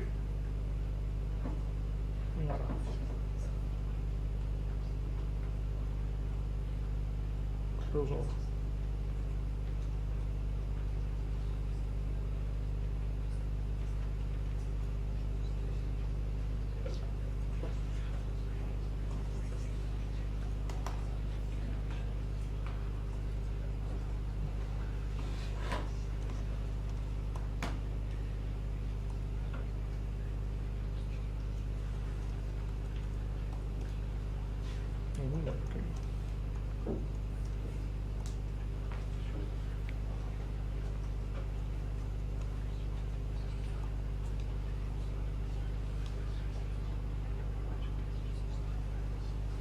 Calculator console app project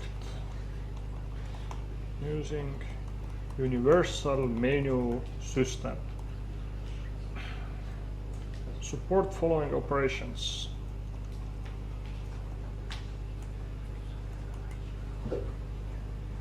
What is the difference between square root and root? Square root is a square root. Root is a root to the power of 2.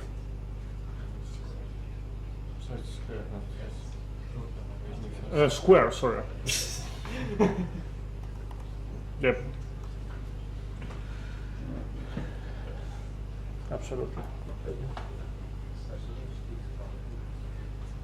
Oh yeah. Negates.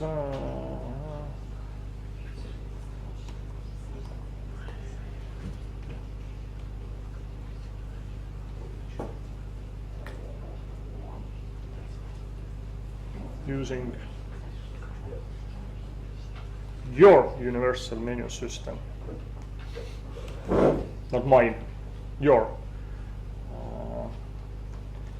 Make menu colorful.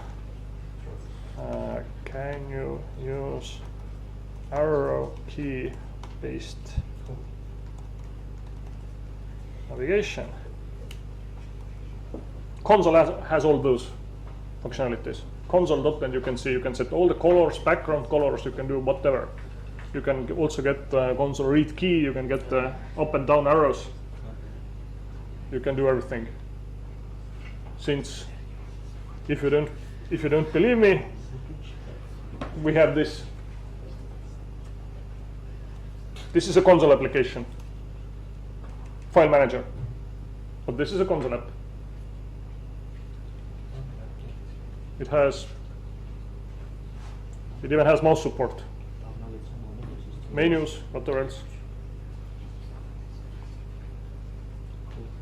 So this is actually totally doable. But okay, you don't need to do a mouse support, but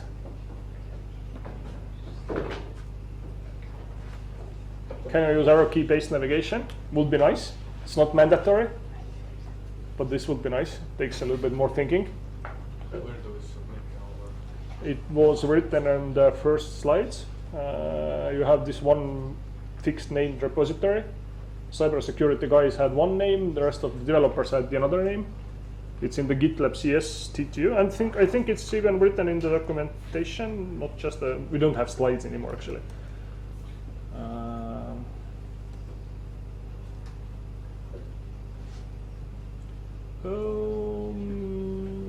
Technical, I think maybe no. Communication? Yeah. Maybe in communication. I at least think we did speak about it somewhere. And, let's do actual size a little bit better. This is not there at home. Creating. Notice home project. Miscellaneous. Here.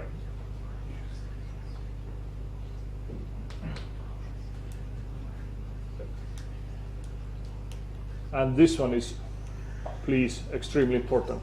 Please use git ignore as your first step, not as an afterthought.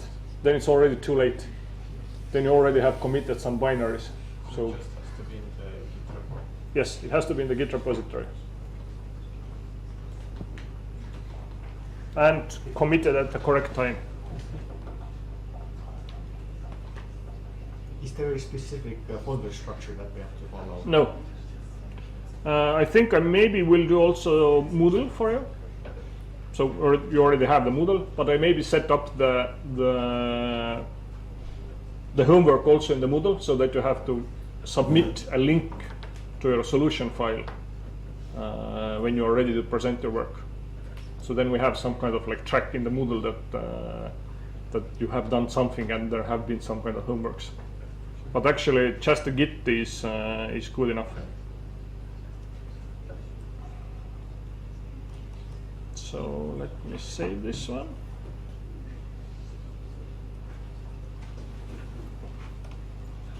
Where am I?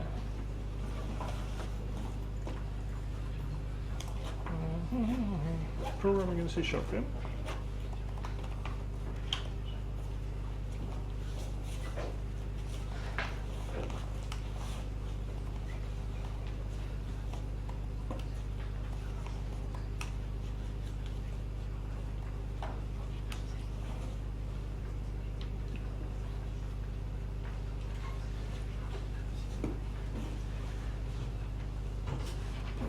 And now it should be out here.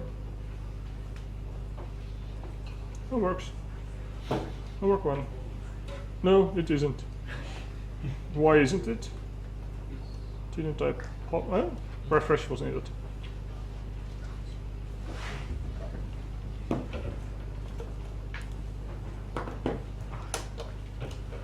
So, as always, thanks for watching. Absolutely. Please subscribe. Click like. As always, your main point is do the very best you can. Enlighten me, blind me with your excellent work. Show me the very best calculator you can do. Also, please fill in the Google Sheets because we need to. We're required by the universities to mark down if you were here, like on the spot. Where is the Google Sheet? Where is the Google Sheet? Oh? Teams. Oh? Where?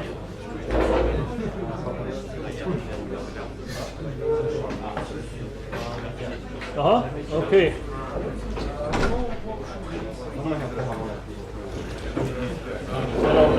Probably we need to figure out some way how to do some kind of like mandatory on the door. You cannot enter before you have entered your name or something like new entrance.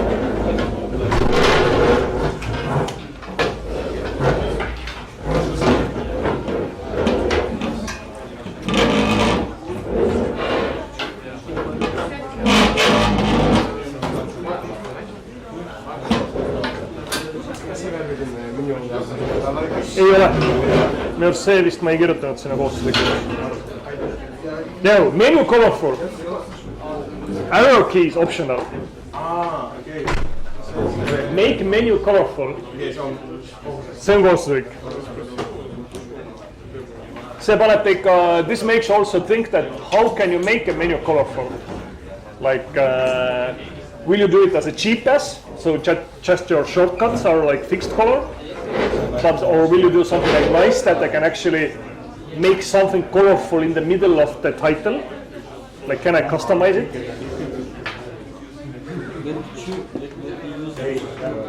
Yeah, the programmer can choose. Can I have so that every shortcut is a different color?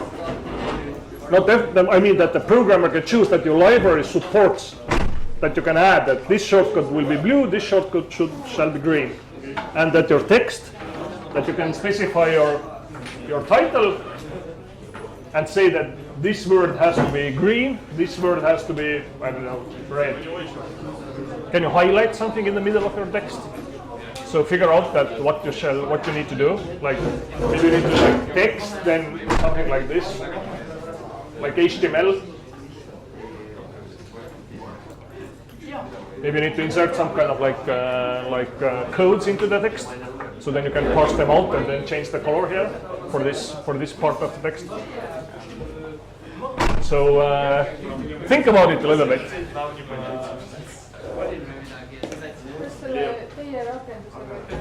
Jaa, minu rakenduse kohustused, selleks ongi siin, see ei ole mingi saladus.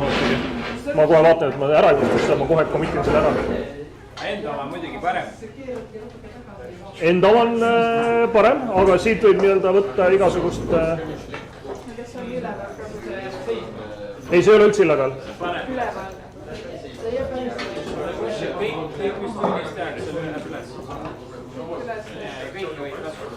Kõike võib kasutada. Nagu ikka on, jah? Ta võiks ju mujal kõike kasutada. Sa võid ka mujal kõike kasutada. Aga sa pead kõike, mida sa kasutad, et sa suutma kaitsta. Me hakkame küsimuse käest, miks sa nimetasid selle asja siin niimoodi? Miks selle asja nimi on tõh sul? Miks selle asja nimi on MenuItems või miks selle asja nimi on, mida iganes ma siia nüüd kirjutasin parasjagu heast peast, on ju? Mida sa mõtled sellele, et selle asja nimi on Menu Special Shortcuts? Miks ta special on? Seleta mulle, miks ta on special? Ja kui sa ise seda läbi ei mõelnud, kui sa võtsid lihtsalt minu koodi, siis sa ei tea, miks ta special on. Siis sa oled nagu hädas sellega. Aga sa võid kõike absoluutselt kasutada. Mitte kuhugi, mitte midagi niikama ei pea. Nii nagu kunagi alguses ka rääkisime. Et sa võid kõike kasutada, kõike kopeerida, võid tulla üldse võtta võõra lahendus ja seda tulla kaitsma, kui tahad. Et sa võid nagu panna täiega piraati nii-öelda, ütleda, siin on, mina tegin, või kes iganes tegid, vahet pole. Aga sa pead suutma seletada, mis see sul on, miks sa niimoodi tegid, kui ma ütlen sulle, tüüpiliselt lõpeb sellega, et me näeme, et see on järjekordne sama lahendus, siis ma ütlen sulle, et davai, sul on 3 minutit aega, et nagu muuta, muuda ära mingisugust see, kuidas sa mingit menüü asju siin värvid midagi teed, istu maha, kui sa ei ole seda ise teinud ja läbi mõelnud, ütleme, et vähemalt läbi mõelnud, siis on üsna keeruline neid muudatusi nagu ellu viia. Ehk kõike võid teha, aga saa aru, mida sa teed. See repo on, kõik on siin dokumentatsioonis kirjas. Lähme korra tagasi, see oli kuskil siin miski all, on ju. Näed, Corsa demos on siin, on ju. Ma panen selle sinna üles. Näed, eks see nii-öelda minu asjad on siin kõik Corsa demos all, on ju, C# 2021F, on ju. Ja sinu kood peab minema, näed kõik siia, on ju, git repo has to be named, on ju. Ja see peab olema siin git.cst2ees, on ju, see on sinu uni ID-ga, on ju, logid sisse ja siis teed endale selle nimega repo, on ju, kumb sa oled sa arendaja või oled sa cyber security, on ju. Ja vastavalt sellele teed endale repo, on ju, õige nimega ja siis paned oma asja sinna sisse. Ja kõik ühes repos on, eks, et sul peab tekkima sellesse reposse mitu kataloogi, on ju. ehk mitte nii-öelda sa ei tee mitte sellest solution'ist nagu mina tegin, on ju. Mul on ju kohe siin, mina nagu ülban, on ju see minu repo, on ju. Kui sa selle lahti võtad, siis näed, siin on kohe nüüd see solution file, on ju. Sul on ilmselt vaja teha mitu erinevat solution'it, kohe päris kindlasti ongi ilmselt vaja, on ju. See tähendab seda, et sa kõigepealt tee siia sisse endale üks kataloog, umbes nagu ala mingisugune, ma ei tea, mingi projekt number 1 umbes, on ju. Ja siis see solution tee sinna projekt number 1 kataloogi sisse, on ju. Ja kindlasti on git ignore ära unusta, muidu sa hakkad binaare toppima gitti, on ju, mida nii paaset pärast lahti saada. Et ma pean kuskil teie asju hindama kuskil üle mobiiltelefoni põllu peal, on ju, siis ma pean tõmbama alla nagu 1000 versiooni mingisugust bin ja objekt failidest, mida nagu 100 aastat vaja ei ole. Et ära unusta git ignore palun. Palun, veel küsimusi? Kõik? Kõigil kõik või? No see git ignore, ta läheb kuhu kohta? Võid ruutu panna, aga vähemalt kas ruutu või siis vähemalt selle SLN solution faili kõrvale. Noh, kui meil on kõik C# projektid siin on ju, siis sa võite ka ruutu panna, seda mõjub kõikidele kataloogidele. Noh, ta nagu läbi kogu puu mõjub alati, on ju. Ja siin git ignore'is on lihtsalt kirjas, on ju, et ära topi niisuguse kataloogi, on ju. Kui sa leiad niisugeste nimedega kataloogi, nagu bin ja objekt, on ju, siis ära neid gitti pane, on ju. See on ideas on see mingi create staging files ja siis on .git ignore. Aga see nagu ta on täitsa mis asi on idea? Selle Rideris.